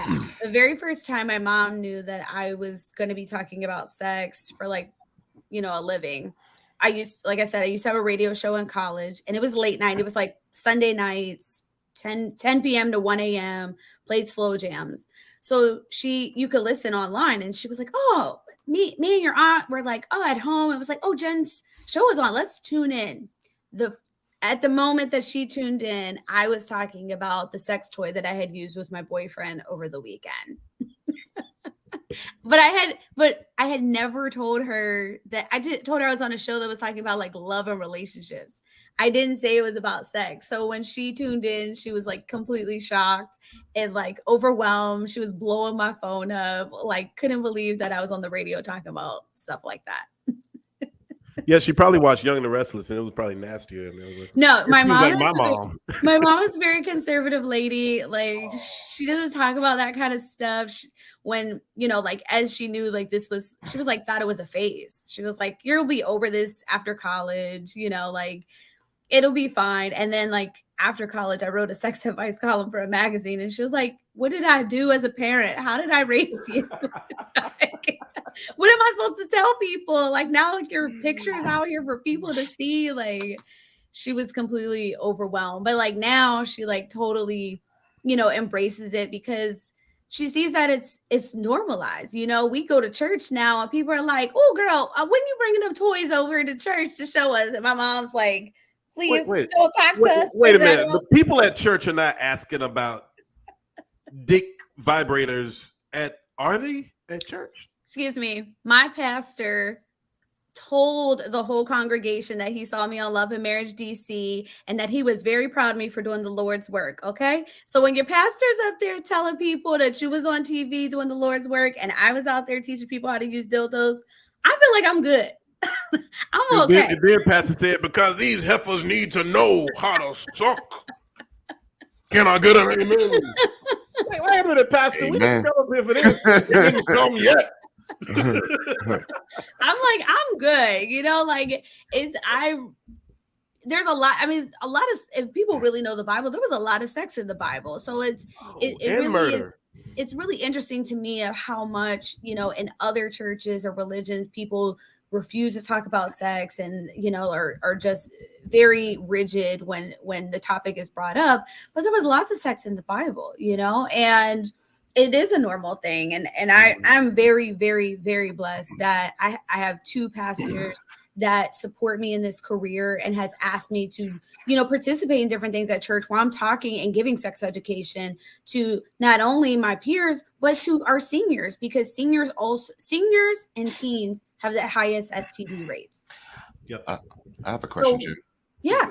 Go Ty. Oh. How hard is it for you to turn your therapist off when you're with your partner? Oh, it's easy. Okay. So easy. I am ecstatic to turn this hat off when it's time to do other things in my personal life. Okay. What about with your friends, your girlfriends? Oh, I set really strong boundaries now. I'm like, I'm here. I'm listening to you as a friend. I'm not here as Jen, the therapist. Like, I am here as your friend, and I will give you some words of wisdom, and then like we're moving on. Like I set really clear boundaries now. But yeah, I'm excited to have regular conversations outside of the clinical aspect. So yeah. I would imagine, you would enter, the relationship confident about, your abilities. So what happens when you don't get the results that you know that you can? Do you feel like it's a you thing, or your partner is just not there? That's a good question. That's a therapist question he just asked me. Shit. We got the questions here on this show. You be over there like waving around, vibrating penises and shit, and people get all like magnetized. No, we ask real questions here, Jen. Answer Ty's question. No, that's a really good question. Yeah, I think that has probably been one of the challenges in dating now as a therapist, is that I have a PhD, like in communicating with people. And so it is very hard to date when somebody else is not a strong communicator. And I think I've had to really find the balance of not holding people to the same standard as I have, as far as when it is to communicate. I'm like, okay, there's some room for improvement there, but do they want to try? Do they want to try to, make some efforts, or maybe break some generational patterns of how they've communicated all this time? So I definitely feel like that's been a challenge for sure, is, I'm a communicator because that's what I do, but that's also like who I am. And yeah, when dating, a lot of guys just can't carry simple conversations, and that definitely is a turn off and can get me on to the next real quick. Okay. Another one, like there's some misconceptions, especially with the men, about like destroying it when we're in there, right? And men always talk crap all the time, be like, girl, I would break you off, blah, blah, blah, blah, blah, blah. And I feel like a lot of men don't understand that it's really not about that. Like, it's not. Meanwhile, Shaquille O'Neal's mom is like, whatever. I just dropped that big ass motherfucker. Yeah, so like whatever. our goal should not be to inflict pain, right? Yeah. And we can't, like, we don't know how it feels to you because we're not there. And we feel like, a lot of dudes feel like when you start to wince, when you start to, grimace a little bit, they think that that's the time to turn up. You know what I mean? Can you touch on that a little bit? Yeah, I think, my theory always has been that guys that brag like that are never the ones that actually deliver. It's the guy that's kind of quiet and subtle, like has a subtle confidence about his sexual abilities, are always the ones that's going to actually give it to you the best.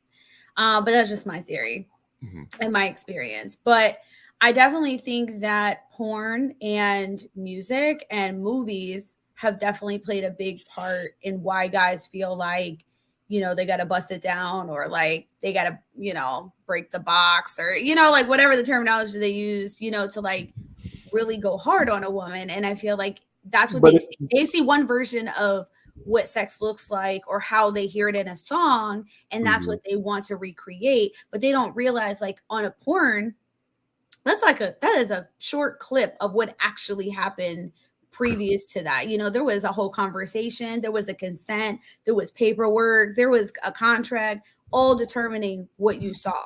Right. But remember what I was saying earlier though, Jen, like a lot of people, women talk so much, and there's some women who don't even need, say, a foot long dick.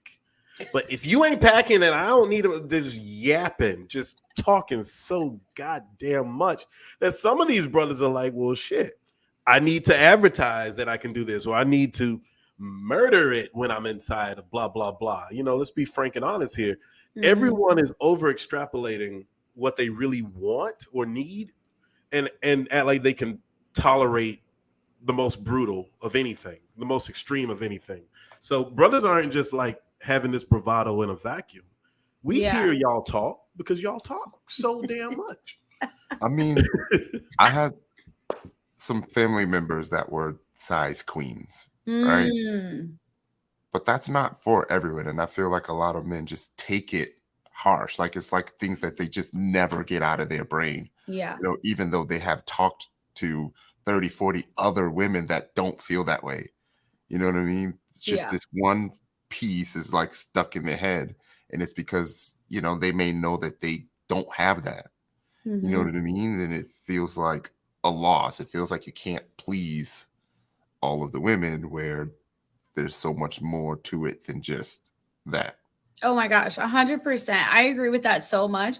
And I think a lot of guys take it personally because when they hear that, like, oh, like I prefer someone with 7 inches or 8 inches or whatever, they just automatically assume that that partner is not being pleased with the size that they have. Yeah. That's just what they prefer, but that doesn't mean, that's not taking away that they may not be pleasure with your 6.5. You know what I mean? Like, and honestly, like, everybody is different about what they like and preference. The same as like guys that are like, I want a girl that has double D's, right? But like, you're like, but I still like your B cups. I still enjoy them. They still fit in my mouth. You know what I mean? Like, we all have a preference of what we like, but we're still happy with what we got.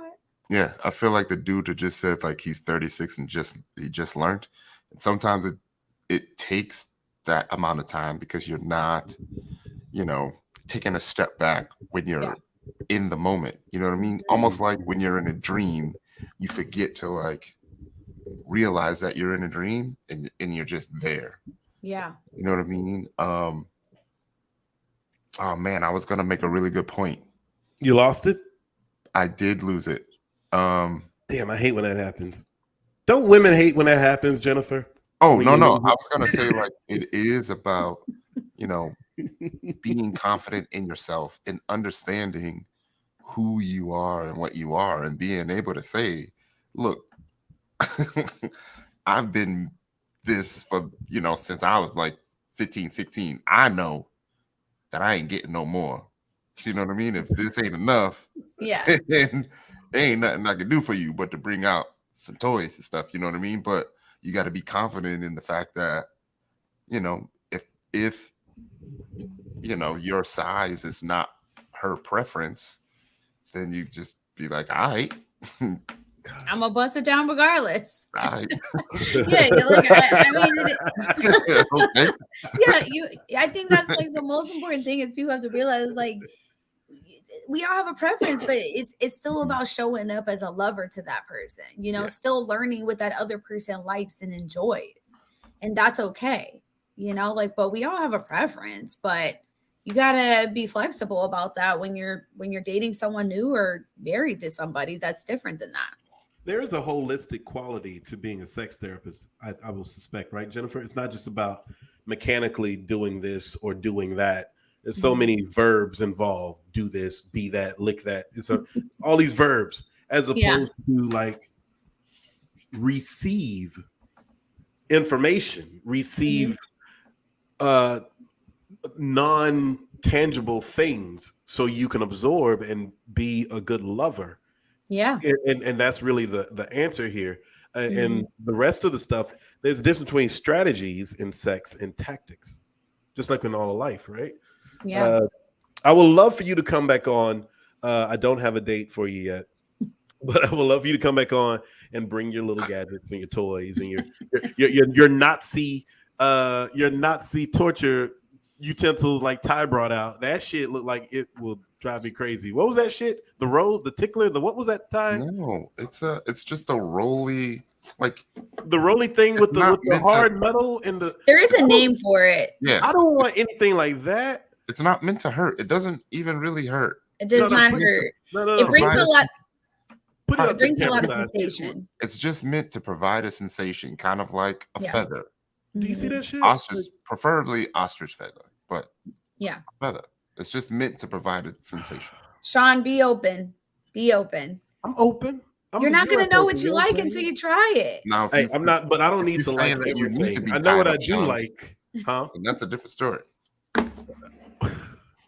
Everybody's a terrible person right now. Could you stick around just for like 5 more minutes? I have one segment, Jenifer, and because you're a woman, and we don't have so many cooperative women like you on.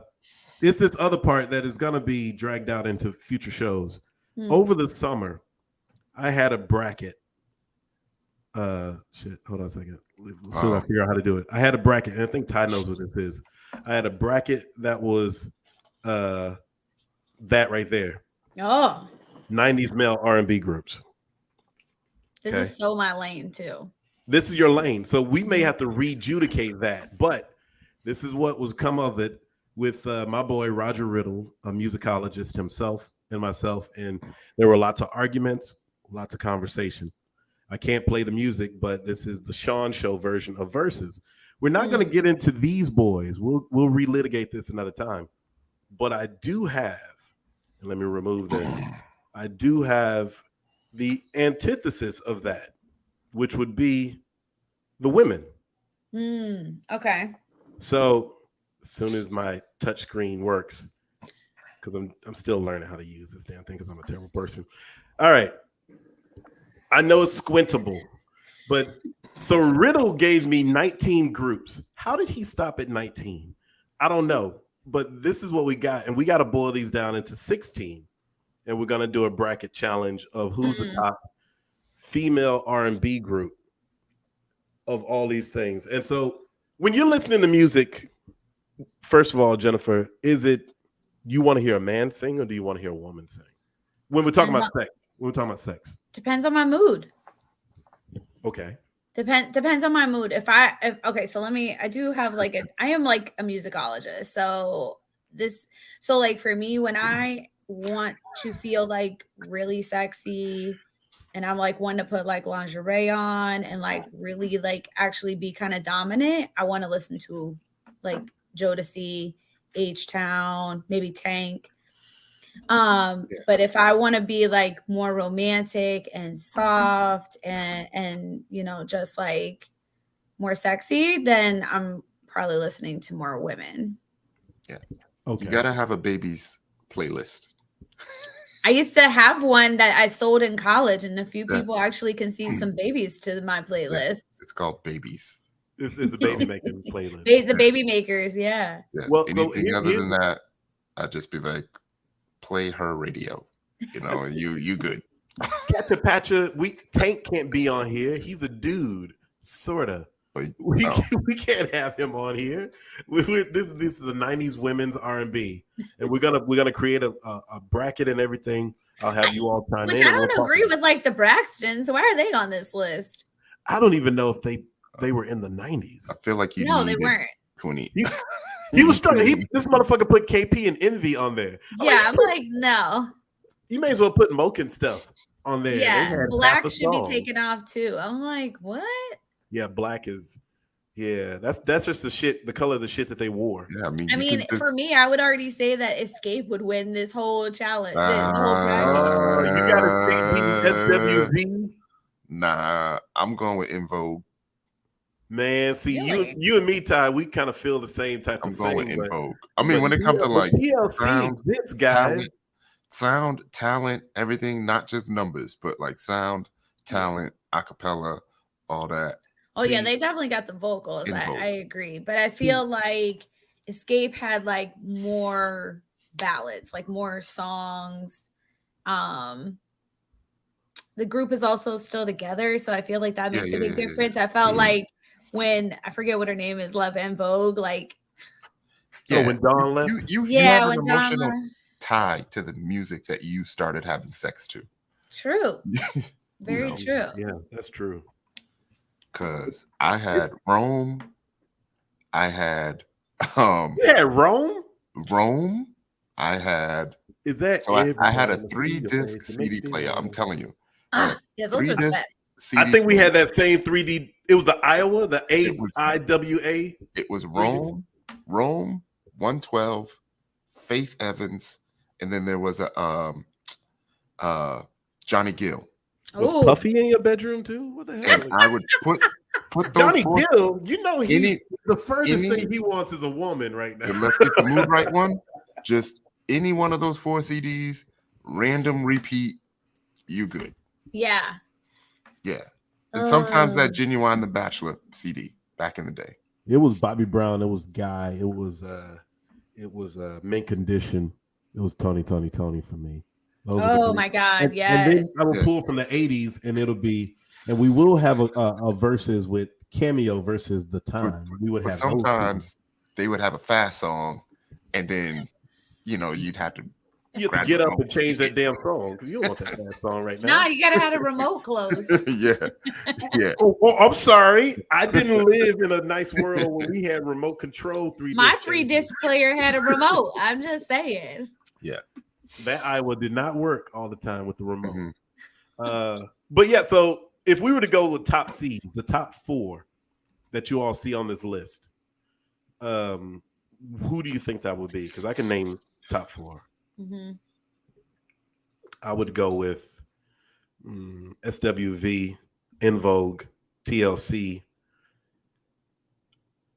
Boy, that 4th one is tough. Jeanne, because they're different. And I actually liked a lot of Jeanne.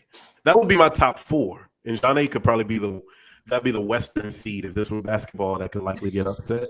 But those are my top 4 here.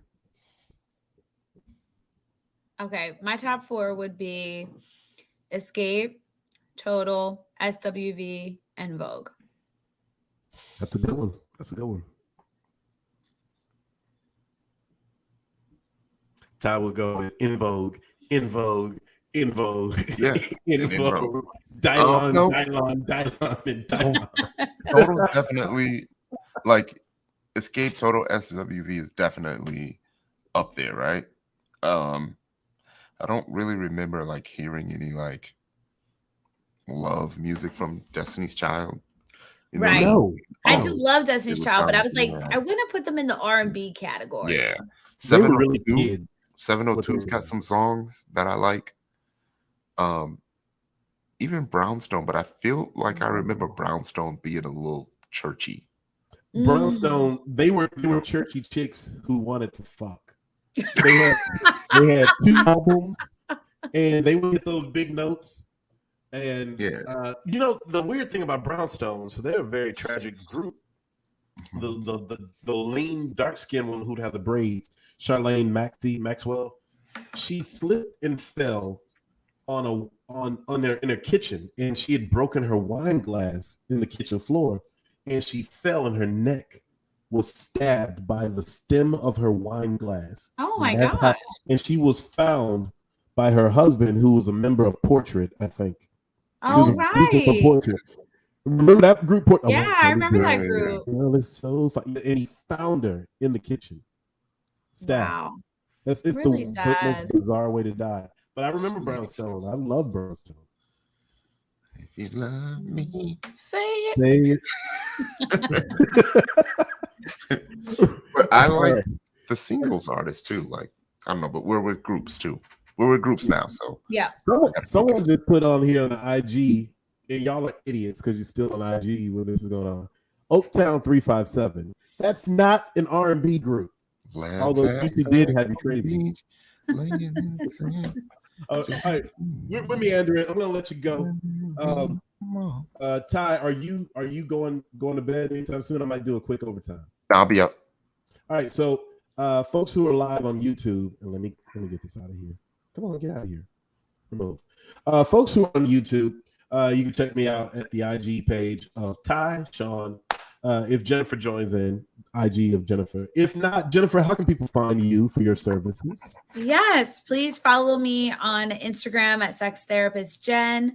You can also email me at sextherapistjen@gmail.com if you're interested in booking a workshop or finding me to book a session. I almost want to book a session just to see. You need to book. You should. Any type of learning you can get is good. Well, it's not learning I could get. I'm just saying book session just so I just want to see what these women are learning. Like, what y'all? Hey, no, that's not how you do it. Maybe you should book a workshop. Right there. That's how you work it, girl. Book me for a workshop. Host a workshop for some women. Why don't you sponsor one? Oh boy. Let's do it, Shawn. Let's do it. I'll go ahead. Let's do it, right, Ty? Us. Yeah. Let us do it. That's what the contraction means. Let's us do it. We're gonna do something, but we're gonna be on my IG page. For those who want to hang around, we'll just be chatting up at JSHAWNDURHAM Inc. That's Ty Wilson. That's Jenifer Smith. This is the end of the Shawn Show, but I got something to tell you real quick. Today is International Confront Your Fears Day. That's a real day. And so I'm thinking about this when it came to my life and what happened, what I found out what happened just a couple of days ago. I confronted my fears of failing, and I just leaped, didn't know what I wanted to do, and I left my job at Geico, a nice corporate job. Geico seemed to make sense to me, but I needed to do something else with my creativity, with my path, and I'm still burgeoning to try to do something else. And I'm on that path again now that I'm going to get my SAG card, et cetera, and so forth. But it's not necessarily about me, but this is about me in this regard. You know what happened Wednesday? The entire communications department of Geico was canned. Wow. Wow. And guess who knows how to work without a company taking care of them? If your fear is your problem, and I'm not a military guy, but I saw this in the movie. Maybe Ty could verify this for me. You disarm torpedoes by the submarine getting into the distance before they arm. Have you heard of that, Ty? Like before the torpedoes activate, you run to the danger. I've actually heard that. Even if it's not true, run to the danger, whatever you're afraid of. So, like Tiesha was saying, she had an issue with guns. She embraced them. Now she loves guns. She's normal with it. She's not afraid of anyone because she can take care of herself. And the same with Jenifer. If you have a sexual fear or an issue, embrace it, ask the questions, and be willing to learn. Absolutely. Today is an international Embrace Your Fears Day. So embrace your fears, folks. I'm doing that every day, and I'm 45 years old. You're never too young. You're never too old. We're going to be on overtime on the J. Shawn Durham Inc. YouTube, not YouTube, but IG. Thank you so much, Jen. Thank you so much, Tiesha Essex. Thank you so much, Tyrone. It's fun, Jen. This concludes the Shawn Show as I wrap with the credits. Peace.